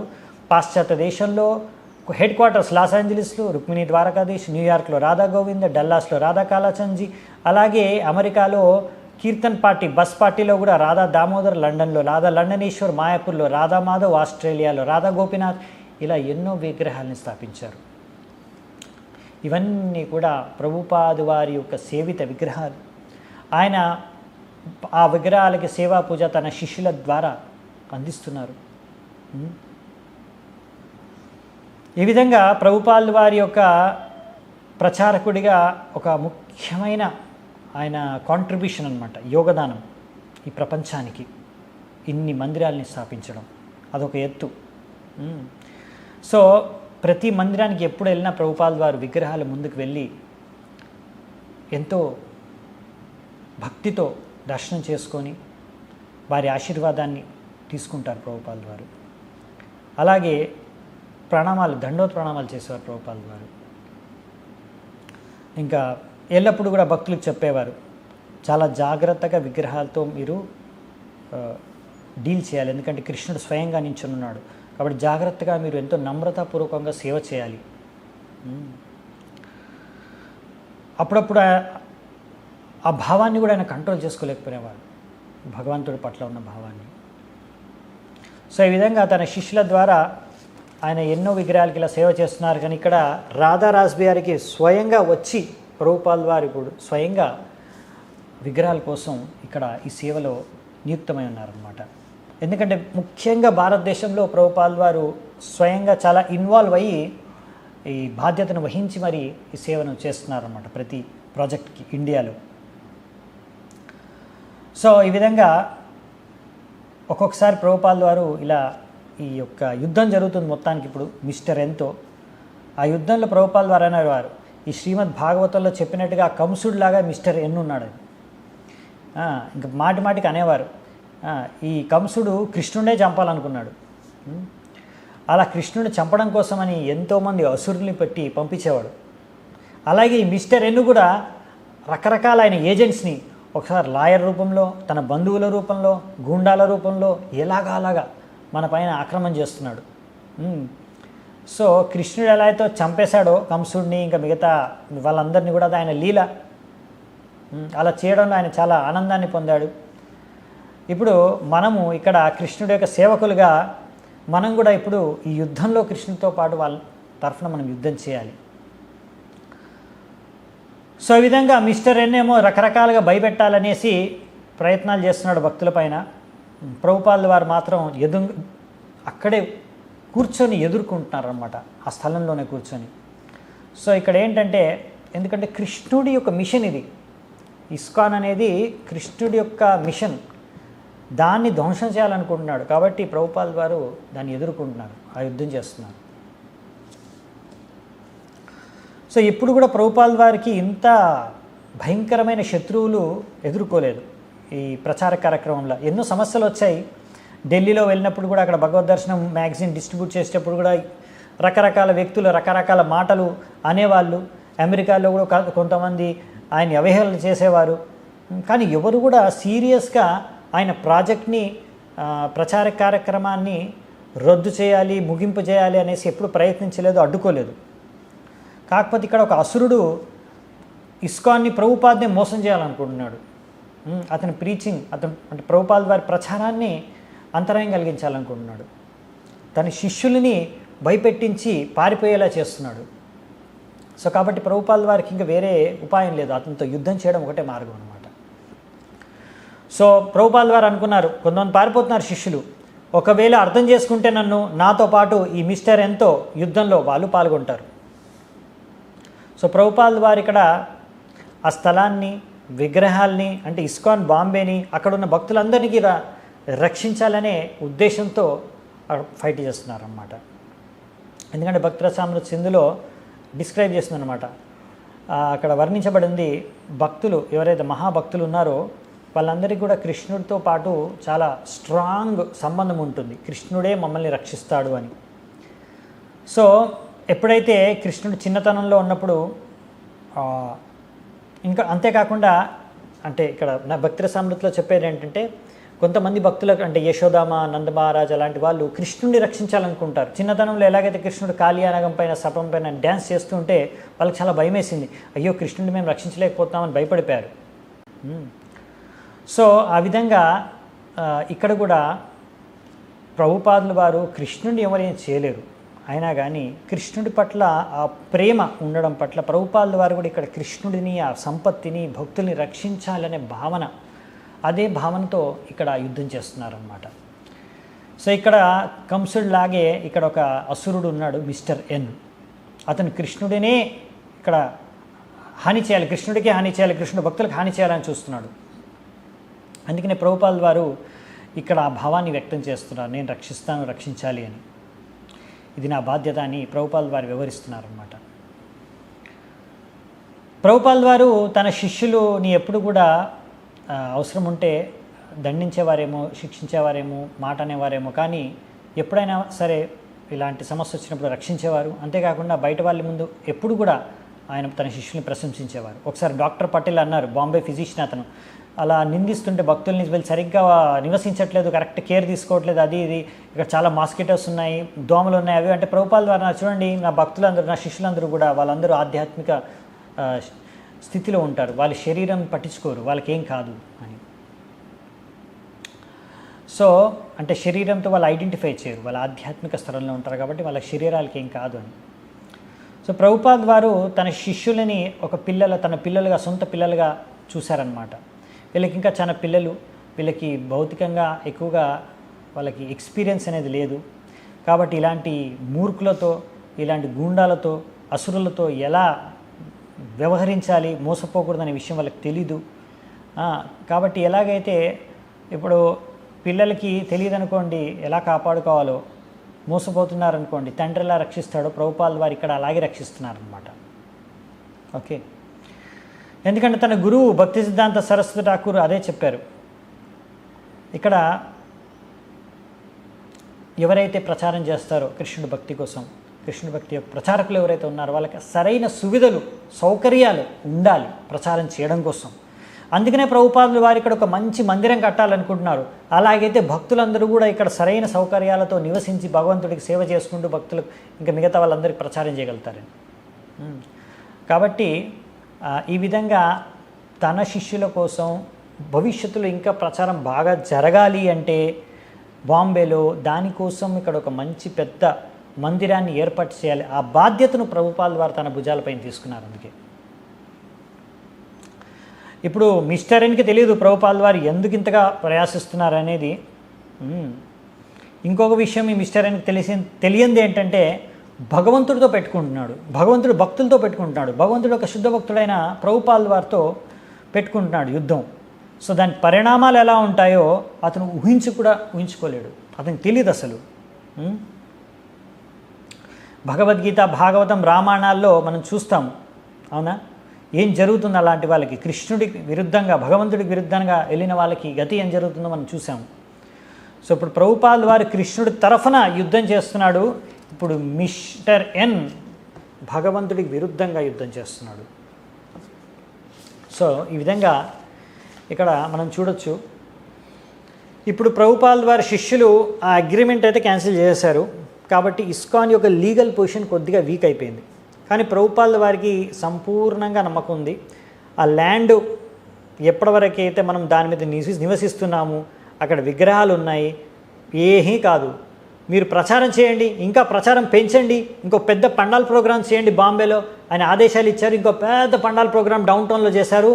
అక్కడ ప్రతిరోజు 20,000 మంది వచ్చి అటెండ్ అయ్యారనమాట ప్రభుపాల్ వారు లెక్చర్ కీర్తనిస్తే. అక్కడ ఎంతో ముఖ్యమైన గెస్ట్ కూడా వచ్చారు. మిస్టర్ ఆర్కే గనత్రా, ఆయన బాంబే యొక్క మేయర్. ఆయన వచ్చి ఫస్ట్ ఇంట్రొడక్షన్ స్పీచ్ ఇచ్చారు.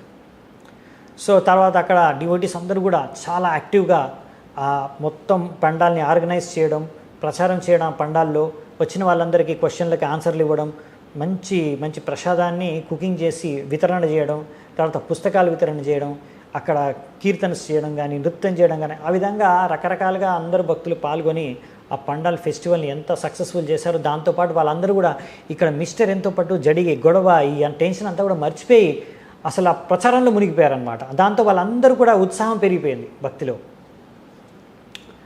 ఇంకా జనవరి లాస్ట్ వీక్ 1973 ప్రభుపాల్ వారు మళ్ళీ ఒకసారి మిస్టర్ ఎన్తో కలిశారు. మిస్టర్ మహాదేవి వాళ్ళ ఇంట్లో కలిశారు. మిస్టర్ మహాదేవియా వాళ్ళ ఇంట్లో మిస్టర్ ఎన్తో కలిశారనమాట. ప్రభుపాల్ వారి లాయర్ ఆల్రెడీ మిస్టర్ ఎన్ అగెయిన్స్ట్గా క్రిమినల్ కేసు ఫైల్ చేశారు.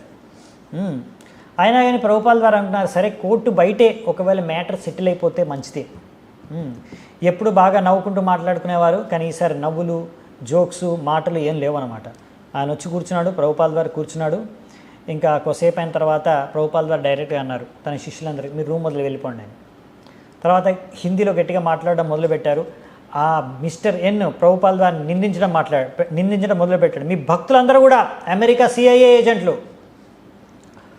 సో నేను మండే రోజు వస్తాను, సోమవారం వచ్చేసి చాలా గట్టిగా కోపంతో చెప్పాడనమాట. ఆ 2 లక్షలు చెక్ ఏందో నీ ముఖాన్ని పడేస్తాను. సో ప్రభుపాల్ వారు అన్నారు, సరే ఒకవేళ నువ్వు ల్యాండ్ నీకు కావాలనుకుంటే మేము వెళ్ళిపోతాం, కాకపోతే బాగా ఆలోచించుకో దీని గురించి ముందే. అప్పుడు మిస్టర్ ఎన్ ఇంకా ఇంకా నిందలు అపనిందలు వేయడం మొదలుపెట్టాడు. మీరందరూ ఏమనుకుంటున్నారు, ఇదంతా మీ సొంతం అనుకుంటున్నారా, ఈ స్థలం మీద అనుకుంటున్నారా, మీరు మొత్తం ఇక్కడ అంతా ఒక డిస్టర్బెన్స్ క్రియేట్ చేస్తున్నారు, పొద్దునే 4 గంటలు లేసి గోల అనేసి అంటే ప్రభుపాల్ వారు చూడు, మేము ఎప్పుడు కూడా ఈ స్థలం మాది అనలేదు, ఇదంతా కృష్ణుడు అసలైన ఓనర్ ఈ ల్యాండ్కి, నేను ఓనర్ కాదు.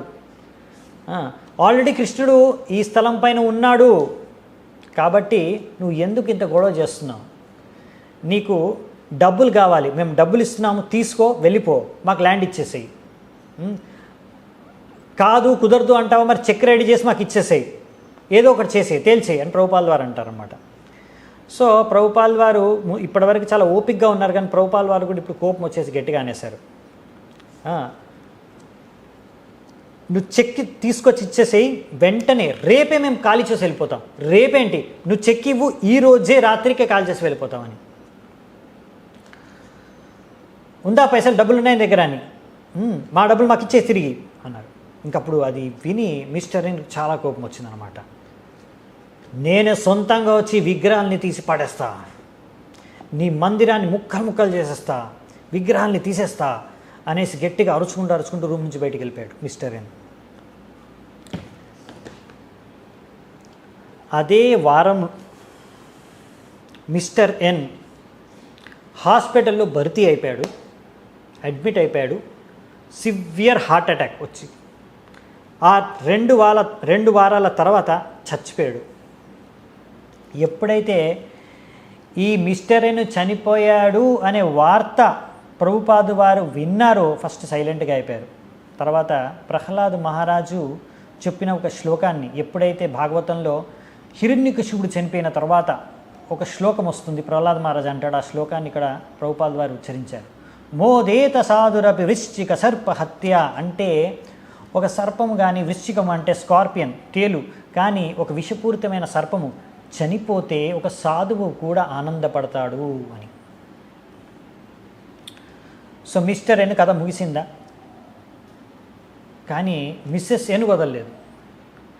ఆ మిస్సెస్ ఎన్ ఈ కేసుని ముందుకు తీసుకెళ్తుంది అనమాట. అంటే మిస్టర్ ఎన్ భార్య, ఆమె ఫైట్ చేస్తుంది లాయర్లను తీసుకొని. ఆ లాయర్లు కూడా చాలా ఆమెకు ప్రోత్సహించారు, ఎందుకంటే డబ్బులు వస్తాయి కదా వాళ్ళకి ఫీజు రూపంలో. వెళ్దాము, కోర్టుకు వెళ్దాం, మనం ఫైట్ చేద్దాం, మన ల్యాండ్ వచ్చేస్తుంది అనేసి ప్రోత్సహించడంతో మిస్సెస్ ఎన్ కూడా ఇంకా కోర్టుకి ఎక్కిందనమాట. కోర్టులో ఫైట్ చేయడానికి రెడీ అయిపోయింది. April 1973. So ISKCON first court criminal case file చేసినందు కారణంగా సో ఆ కోర్టులో కేసు వచ్చిందంట హియరింగ్కి. వచ్చినప్పుడు ఏదో ఒక కారణంగా డిలే అవ్వడము, పోస్ట్పోన్ అవ్వడము, మళ్ళీ హియరింగ్ అలా ఒక మాసం డెసిషన్ అవ్వట్లేదు, పెండింగ్ అయిపోతుంది, కేసు ముందుకెళ్తుందన్నమాట.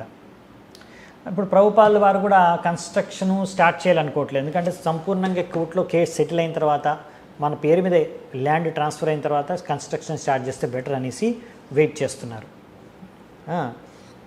ఇంకా అప్పటి వరకు ప్రభుపాల్ వారు కూడా ప్రచారం చేయడానికి అనేసి విదేశాలకు వెళ్ళి ప్రచారం చేసి మళ్ళీ తిరిగి కూడా వచ్చారు. ఇంకా కోర్టు కేసు అంటే అది నడుస్తూనే ఉంటుంది కదా, ఇంకా సెటిల్ అవ్వలేదు, చాలా రోజులు నడుస్తుంది కాబట్టి. ఇంకా బాంబేలో ఇస్కాన్లో అంత వాతావరణం అలాగే ఉంది, అలాగే నడుస్తుంది, ప్రచారం జీవన విధానం అంతా అలాగే నడుస్తుంది. ఇంకా ప్రోగ్రెస్ ఏం జరగలేదు ఏ విషయంలో కూడా, అంత నార్మల్గా నడుస్తున్నప్పుడు సడన్గా ఒకరోజు పొద్దున్నే మిస్టర్ ఎన్ ఒక వయలెంట్ అటాక్ చేసిందనమాట. ఎలా అంటే జూన్ 1 పొద్దున్నే భక్తులందరూ వాళ్ళ సేవా కార్యక్రమాల్లో నిమగ్నమై ఉన్నారు. సడన్గా ఒక ట్రక్ లోడ్ జనాల్ని తీసుకొని ఆ జూహు ప్రాపర్టీ దగ్గరకు వచ్చేసిందనమాట. వాళ్ళ ఊరు అంటే డెమోలిషన్ స్క్వాడ్, అంటే మందిరాన్ని ముక్కలు చేసే వ్యక్తులు అనమాట. సో ఏం జరిగిందంటే మిస్సెస్ ఎన్ అక్కడ ఒక local city government municipal officer దగ్గరికి వెళ్ళేసి, ఇట్లా వీళ్ళు అన్ఆథరైజ్డ్గా టెంపుల్ కట్టుకున్నారు మా యొక్క ఈ ల్యాండ్ మీద, అది టెంపుల్ కూలగొట్టాలంటే అతను కూడా పర్మిషన్ ఇచ్చి వాళ్ళని పంపించేశారు జనాల్ని ఇచ్చి. సో ఆఫీసరు ఎవరైతే వచ్చాడో గవర్నమెంట్ ఆఫీసరు రాగానే గిరిరాజ్ మహారాజ్ వెళ్ళి మా దగ్గర లెటర్ ఉంది చూడండి, ఈ స్థలం మీద అగ్రిమెంట్ ఉంది అది అని చెప్తుంటే, ఇంకా కోర్టులో కేసు నడుస్తున్నాం అని విషయాలు చెప్తుంటే, ఆర్డర్ చూపిస్తుంటే పట్టించుకోకుండా అందరికి ఆర్డర్ ఇచ్చేశాడు. అందరూ ఆల్రెడీ వాళ్ళ అస్త్రాలు, రాడ్లు అవన్నీ తీసుకొచ్చేసారన్నమాట, కటింగ్ మెషిన్లన్నీ అవి తీసుకొచ్చేసి అందరూ కూడా ఇంకా మందిరాన్ని పగలగొట్టడానికి మొదలుపెట్టేశారు 100 మంది. సో ఆ విధంగా ముందున్న టెంపుల్ హాలు పక్కన చుట్టుపక్కల అన్నిటిని కూడా కొట్టేయడం, విరగొట్టేయడం, కీర్తనాలు అంటే ముందు టెంపుల్ హాల్ ఉంటుంది కదా విగ్రహాలకు ముందుగా, ఆ టెంపుల్ హాల్ని కూలగొట్టడం స్టార్ట్ చేసేసారు. ఇంకా దాన్ని ఎవరైతే ఆపడానికి ప్రయత్నిస్తున్నారో ఆ భక్తుల్ని, వాళ్ళని తీసుకెళ్ళిపోవడానికి పోలీసులు కూడా వచ్చి ఇద్దరిద్దరు పోలీసులు కలిసి ఒక్కొక్క భక్తుడిని ఈడ్చుకుంటూ తీసుకెళ్ళిపోయి బయట పారేస్తున్నారు, లేకపోతే వ్యాన్లో పారేస్తున్నారు. సో ఆ విధంగా ఇంకా లేడీస్ని కూడా, మాతాజీస్ని కూడా వదలకుండా జుట్టు పట్టుకొని లాగి ఈడ్చుకొని తీసుకెళ్ళిపోతున్నారు ఆ సీన్ నుంచి, మందిరం నుంచి బయటికి. సో ఇక్కడ చాలామంది కూడా వచ్చి, చుట్టుపక్కల వాళ్ళందరూ కూడా వచ్చి చూస్తున్నారు ఏం జరుగుతుందనేది. కానీ పోలీసులు ఉన్నారు, గూండాలు ఉన్నారు, ఆఫీసర్లు ఉన్నారు, వీళ్ళందరినీ చూసి ఇంకా వాళ్ళు ఎవరు కూడా ముందుకు ధైర్యంగా రాలేదన్నమాట. అందరికీ బాధగా అనిపించింది, కానీ ఎవరు ఏం చేయలేకపోయారు. అందులో ఒక డివోటీ, ఒక భక్తురాలు మనీష్వి వెంటనే వెళ్ళి మిస్టర్ మహాదేవియాకి ఫోన్ చేసింది. అప్పుడు వెంటనే ఆ మహాదేవియ తన ఫ్రెండ్ అయిన వినోద్ గుప్తాకు ఫోన్ చేశాడు. ఇద్దరు కలిసి వెంటనే హరికృష్ణ ల్యాండ్కి వచ్చేశారు. అక్కడ చూశారు ఇంకా లాస్ట్ ఒక భక్తురాలు ఆమె ఆ డోర్స్ ఎలాగైనా క్లోజ్ చేసి ఆ మందిరంలో ఉన్న విగ్రహాలని, అంటే మూల విగ్రహాలు ఏవైతే ఉన్నాయో మందిరంలో ఆల్టర్లో, వాటిని రక్షించడం కోసమని ప్రయత్నిస్తుంటే ఆమెను జుట్టు పట్టుకొని ఈడ్చుకుంటూ తీసుకెళ్ళిపోవడం వాళ్ళు చూశారు, 3 పోలీస్ వాళ్ళు కలిసి. తరపుడు ఇంకా మిస్టర్ మహాదేవియాకి చాలా బాధ కలిగింది. వెంటనే మిస్టర్ ఆచార్య అనే ఒక పక్కనే ఉండే ఇంటికి వెళ్ళి అతను తన యొక్క బ్రదర్కి ఫోన్ చేశాడు. ఆయన చంద్ర మహాదేవియ, అతను చాలా పెద్ద బిజినెస్ మెన్, అంతేకాకుండా బాల్ ఠాకరే యొక్క ఫ్రెండ్ అనమాట. ఇప్పుడు బాల్ ఠాకరే ఎవరంటే అక్కడ ఒక పెద్ద పొలిటికల్ పార్టీ పెద్ద లీడరు. సో ఎప్పుడైతే మిస్టర్ మహాదేవియ ఆయనకు ఫోన్ చేసి బాల్ ఠాకరేకి చెప్పారు ఇక్కడ ఏం జరుగుతుంది అసలు, ఒక హిందువు వెళ్ళి కంప్లైంట్ చేయడం కారణంగా ఒక హిందూ మున్సిపల్ ఆఫీసర్ వచ్చి ఇక్కడ ఒక హిందూ మందిరాన్ని ధ్వంసం చేస్తున్నారు, విష్ణు మందిరాన్ని కూల్చేస్తున్నారు, ఇక్కడ చాలా ఎమర్జెన్సీ ఉంది అని చెప్పగానే మిస్టర్ ఠాకూర్, అదే బాల్ ఠాక్రే, వెంటనే మున్సిపల్ కమిషనర్కి ఫోన్ చేశాడు. ఏంటి ఇలా జరుగుతుందంట అని. ఆయన నాకు తెలియదు ఈ విషయం అని కనుక్కుంటాననేసి వెంటనే అక్కడున్న లోకల్ వార్డ్ ఆఫీస్కి ఫోన్ చేసి అసలు ఏం జరుగుతుంది అంటే ఇలా జరిగిందని వినగానే వెంటనే దాన్ని ఆపేయండి అని చెప్తారు, ఆర్డర్ పాస్ చేస్తారు. అక్కడ నుంచి వెంటనే ఆఫీసర్ ఆర్డర్ పాస్ చేస్తారు. ఇంకా లాస్ట్ మందిరం, ఏ మందిరంలో అయితే భగవంతుడి విగ్రహాలు ఉన్నాయో ఆ పిల్లర్లు కూడా కోసేయడానికి వెళ్ళేటప్పుడు ఒక ఆఫీసర్ పరిగెట్టుకుంటూ వచ్చేసి ఆర్డర్ వచ్చింది ఆపేయమన్నారు అని. సో వెంటనే మందిరంని కూల్చడం అనేది అక్కడ ఆపేశారు. జస్ట్ భగవంతుడి విగ్రహాలు ఉన్న రూమ్ తప్ప మిగతా అంతా కూల్చేశారనమాట. సో ప్రభుపాల్ వారు ఆ సమయంలో కలకత్తాలో ఉన్నారు ఈ అటాక్ జరిగినప్పుడు. సో వెంటనే భక్తులు ఫోన్ చేసి ప్రభుపాల్ వారికి ఈ విషయం చెప్పారు. సో వెంటనే ప్రభుపాల్ వారు చెప్పారు, వెంటనే మీరు ఒక అందరూ ఇస్కాన్ శ్రేయోభిలాషులు, ఇస్కాన్ లైఫ్ మెంబర్సు వీళ్ళందరినీ తీసుకొని దీనికి విరుద్ధంగా ఏదైతే వాళ్ళు ఇలా అటాక్ చేశారో దీన్ని ఖండిస్తూ మీరు మాస్ పబ్లిసిటీ చేయండి. ఎవరెవరైతే ఈ అటాక్లో నియుక్తమై ఉన్నారో వాళ్ళందరినీ ఎక్స్పోజ్ చేయండి, ఎవరైతే ఉన్నారో. సో అప్పుడు మనము మిస్సెస్ ఎన్ అగెయిన్స్ట్గా ఏదైతే మనము మా యుద్ధం ఏదైతే కేసు నడుస్తుందో అది మనకు ఫేవర్గా వస్తుంది అని ప్రభుపాల్ వారు అన్నారు. ప్రభుపాల్ వారు ఏమనుకున్నారంటే చాలామంది లైఫ్ మెంబర్స్ ఉన్నారు మనకి, వాళ్ళందరూ కూడా మనకి హెల్ప్ చేస్తారనుకున్నారు. ముఖ్యంగా అందులో ఒకరు హెల్ప్ చేశారు కూడా. ఎవరంటే మిస్టర్ సదా జీవత్లాల్. ఈ సదా జీవత్లాల్ అనే వ్యక్తి హిందూ విశ్వ పరిషత్ యొక్క హెడ్ అనమాట. ఆయన భక్తులందరికీ చాలా ఈ విషయంలో హెల్ప్ చేశారు. ఆయన హిందూ ధర్మాన్ని తప్పకుండా కాపాడడానికి ప్రయత్నించే వ్యక్తి కాబట్టి ఇలాంటి కేసెస్ ఎప్పుడు ముందు కూడా హ్యాండిల్ చేశాడు. సో ఇంకా అతను చూశాడనమాట. మిస్టర్ సేఠీ కూడా ఇంకా వైలెన్స్ ఇక్కడ ఇలాంటి సమస్య రాకుండా ఉండడానికి అతను కూడా హెల్ప్ చేశాడు. ఇప్పుడు ఈ విధంగా ప్రభుపాల్ వారు కరెక్ట్గా గుర్తించి చెప్పారు, చూడండి మీరేమీ భయపడకండి, భక్తులకు చెప్పారు. ఇది జరిగిందంతా కూడా కృష్ణుడి ప్లానే, కృష్ణుడి ప్లాన్ ప్రకారమే జరిగింది. ఇదంతా కూడా మనకి పాజిటివ్ ఫేవరబుల్గా అయ్యే విధంగానే జరుగుతుంది రిజల్ట్ అని. నెక్స్ట్ పేపర్లో ఫోటో వచ్చిందనమాట నెక్స్ట్ డే. ఆ హెడ్లైన్లో ఏమొచ్చిందంటే unauthorised temple demolished by municipal authorities. అంటే ఒక పర్మిషన్ లేని ఒక టెంపుల్ని మున్సిపల్ అథారిటీస్ కూల్చేశారని. సో ప్రభుపాల్ వారు అన్నారు, మీరు ఎలాగైనా సరే మీరు సరైన పబ్లిసిటీ చేసి ఈ బ్యాడ్ పబ్లిసిటీని తొలగించేయండి. సో వెంటనే ఆ సదా జీవత్లాల్ ఆఫీస్నే వాళ్ళు ఇస్కాన్ ఆఫీస్గా మార్చేసుకొని, అంటే అక్కడే వెళ్ళి పొద్దున్నుంచి రాత్రి వారికి అక్కడి నుంచి అందరికీ ఫోన్లు చేసేసారు. ఎంతమంది న్యూస్ పేపరు, మీడియా, పెద్ద పెద్ద మనుషులు ఎవరైతే ఉన్నారో, మినిస్టర్లు కానివ్వండి, ఆఫీసర్లు కానివ్వండి, మొత్తం సిటీ అంతా బాంబేలో ఎవరెవరు పెద్ద మనుషులు ఉన్నారో వాళ్ళందరికీ ఫోన్ చేసేసి జరిగిందంతా చెప్పి మాకు సహాయం చేయమని కోరుకున్నారు. పొద్దున 6 నుంచి రాత్రి 9 వరకు. సో మిస్టర్ వినోద్ గుప్తా, ఆయన జనసంఘ్ పొలిటికల్ పార్టీ మెంబర్ అనమాట. వాళ్ళందరూ కలిసి ఇలా హిందూ మన కల్చర్ని మనం కాపాడుకోవాలి అనేసి కార్తికేయ మహాదేవియా ఇంకా మిగతా వాళ్ళందరూ కలిసి కూడా ఒక కమిటీ ఫామ్ అయ్యారు. సేవ్ ద టెంపుల్ అంటే మందిరాన్ని రక్షించాలి అని ఒక కమిటీని తయారు చేశారనమాట. అలా ఆ కమిటీని తయారు చేసిన తర్వాత మిస్టర్ గుప్తా ఒక ప్యాంప్లెట్ కూడా పబ్లిష్ చేశారు, ఒక లీఫ్లెట్. ఆ లీఫ్లెట్లో ఏం రాస్తుందంటే ఇస్కాన్ ఒక ప్రామాణికమైన హిందూ సంస్థ అని. అలాగే తర్వాత గిరిరాజ్ మహారాజ్ కూడా అక్కడ గవర్నమెంట్ ఆఫీసర్స్ని కలిసి వారి సపోర్ట్ కూడా మద్దతు కూడా పొందారు. అలాగా బాంబేలో ఉన్న ముఖ్యమైన పెద్ద మనుషులందరూ కూడా ఇస్కాన్ని సపోర్ట్ చేశారనమాట. వారి యొక్క సానుభూతిని, సహాయతను వ్యక్తం చేశారు. ఇలా జరగడంతో మిస్సెస్ ఎన్ ఇంకా వాళ్ళ లాయర్లు ఎవరైతే ప్లాన్ చేశారో ఇలా మందిరాన్ని కూలగొట్టి వీళ్ళని తరిమి పడేద్దామని బయటికి, అది విఫలమైపోయిందనమాట. వాళ్ళు ముందేమనుకున్నారు, ఏదో ఇక్కడ కొంతమంది విదేశీయులు వచ్చి ఇక్కడ మన స్థలంలో ఉంటున్నారు అని అనుకున్నారు. వాళ్ళు వెళ్ళి ఈజీగా తరిమేయచ్చు అనుకున్నారు. కానీ వాళ్ళు చూశారనమాట, ఇప్పుడు మొత్తం బాంబేలో ఉన్న ముఖ్యమైన పెద్ద వ్యక్తులు అందరూ కూడా అగెయిన్స్ట్గా ఉన్నారు. ఇప్పుడు మనకి వాళ్ళకి సపోర్ట్గా వెళ్ళిపోయారు అని వాళ్ళకి అర్థమైపోయింది. సో ముందే ప్రభుపాల్ వారు అనుకున్నారు, ఇది ఏదైతే జరిగిందో అటాక్ దీని ద్వారా మనకి పాజిటివ్గానే జరుగుతుందని, అలాగే జరుగుతుంది. ఇంకా ఇన్సిడెంట్ అయిన కొన్ని రోజుల తర్వాత ప్రభుపాల్ వారు స్వయంగా రాశారు వెంటనే. సో ఏదైతే ఈ అటాక్ జరిగిందో, ఈ అటాక్ జరగడం ద్వారా మన యొక్క పొజిషన్ చాలా స్ట్రాంగ్ అయిపోయింది. So the municipality standing committee has condemned the hasty decision of the municipality and he has agreed to reconstruct the shed at their cost. తర్వాత ఆ మున్సిపాలిటీ వాళ్ళు చేసిన తప్పును వాళ్ళు తెలుసుకొని ఇంకా దీనికి కావాల్సిన ఖర్చును కూడా మేమే భరిస్తామనేసి మళ్ళీ అదంతా కూడా మళ్ళీ కన్స్ట్రక్షన్ చేయడానికి వాళ్ళు రెడీ అయిపోయారు.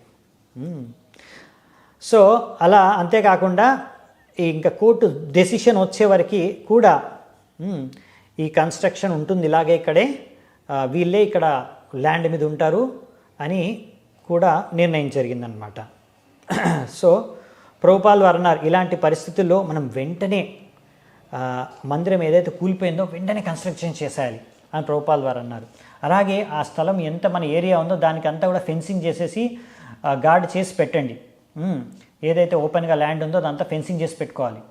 అంతేకాకుండా ముఖ్యంగా మందిరంలో విగ్రహాలకి ముందు కూడా ఒక టెంపరీ పండాలు కన్స్ట్రక్ట్ చేయండి. నేను వస్తాను అక్కడికి, వచ్చినప్పుడు అక్కడ భాగవత్ పారాయణ అనే లెక్చర్స్ నేను స్టార్ట్ చేస్తాను ఇవ్వడం, కోర్టు డెసిషన్ వచ్చేంత వరకు నేను ఇస్తాను, ఇది నా కోరిక అని ప్రభుపాల్ వారు వ్యక్తం చేశారు. సో ఆ విధంగా శిల ప్రభుపాల్ వారు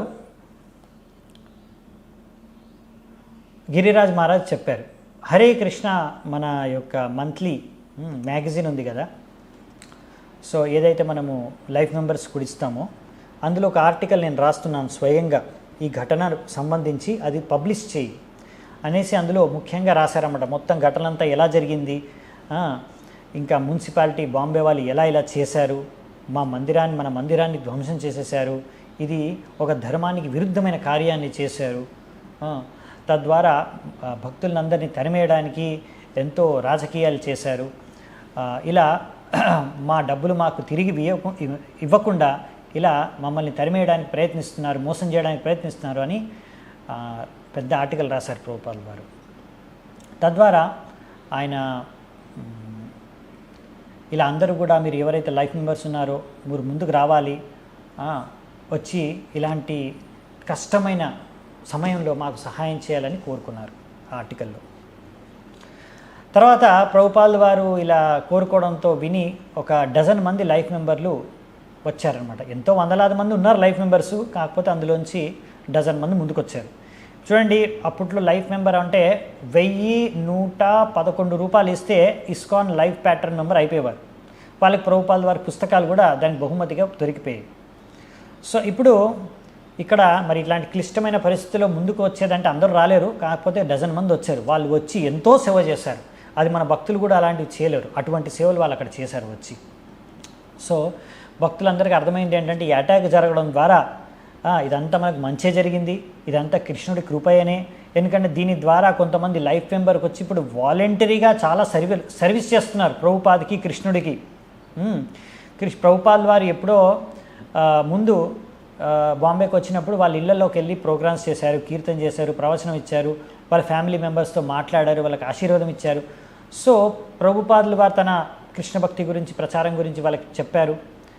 సో అందులో కొంతమంది ముఖ్యంగా భాగుభాయ్ పటేల్, బిహారీలాల్ ఖండేల్వాలా, బ్రిజ్ రతన్ మొహత్తా, డాక్టర్ సి బాలి, ఇంకా మిగతా వాళ్ళందరూ కూడా ఇప్పుడు వచ్చి ఇక్కడ హెల్ప్ చేసేది ఏదో హిందూ అనే సెంటిమెంట్తో కాదు, ప్రభుపాదులు వారి పట్ల ఉన్న ఆ యొక్క గౌరవం, ప్రేమ కూడా ఒక ముఖ్యమైన కారణం. సో గిరిరాజ్ మహారాజ్ ఇప్పుడు సదా జీవత్లాల్తో కలిసి మున్సిపల్ కౌన్సిల్ వాళ్ళకి కన్విన్స్ చేసి మళ్ళీ ఇక్కడ తొందరనే టెంపుల్ కన్స్ట్రక్షన్ మొదలు పెట్టాలి కార్యం అనేసి దాని గురించి మాట్లాడడానికి వెళ్దామని వెళ్ళారు. అక్కడ వెళ్ళేసరికి వాళ్ళకి తెలిసింది ఏంటంటే మిస్సెస్ ఎన్ అదే రోజు పొద్దున్నే కోర్టులో మళ్ళీ ఇంకొక ఫైల్ చేసిందంట. అక్కడ ఇస్కాన్ వాళ్ళు కొత్త టెంపుల్ వెంటనే కట్టకూడదు అని ఒక కేసు పెట్టిందంట, రిక్వెస్ట్ పెట్టిందనమాట. సో ఇప్పుడు జస్టిస్ 9 ఆయన ఏమన్నాడంటే గిరిరాజుకి ఏం చెప్పారంటే, చూడండి ఇప్పుడు మిస్సెస్ ఎన్ ఇలా రిక్వెస్ట్ చేసింది, కాకపోతే ఆమె కేసు మేము మండే రోజు వింటాం, కేసు హియరింగ్ ఉంది. సో మండే రోజు ఆ కేసు హియరింగ్ ఉంటుంది, అప్పుడు నిర్ణయం తీసుకుంటాం. కాబట్టి మీకు అప్పటి వరకు మీరు వెయిట్ చేయాలి అని. సో అప్పటి వరకు మేమేం చేయలేమని. సో బేసికలీ ఫ్రైడే రోజు పొద్దున ఆమె కేసు పెట్టింది. ఇప్పుడు మండే మార్నింగ్లో ఆ కేసు నిర్ణయానికి వస్తుంది, జడ్జిమెంట్ పాస్ అవుతుంది. అంటే వీళ్ళ దగ్గర సండే సాటర్డే 2 రోజులు ఉన్నాయన్నమాట. ఈ 2 రోజుల్లో వాళ్ళు కావాలనుకుంటే మందిరం కట్టేయచ్చు. ఎవ్వరూ వాళ్ళని అడ్డుకునేవారు లేరు. ఎందుకంటే లీగల్గా కోర్టు లేకపోతే లా ప్రకారం వాళ్ళు అక్కడ టెంపుల్ కట్టకూడదని కూడా ఏమీ లా లేదు, రూల్ లేదు. కట్టాలని కూడా ఎవరు చెప్పట్లేదు. కట్టినా ఇప్పుడు ఏం ప్రాబ్లం లేదు. కాబట్టి 2 రోజులు మాత్రమే సమయం ఉంది. సో భక్తులందరూ కూర్చొని బాగా ఆలోచించారు.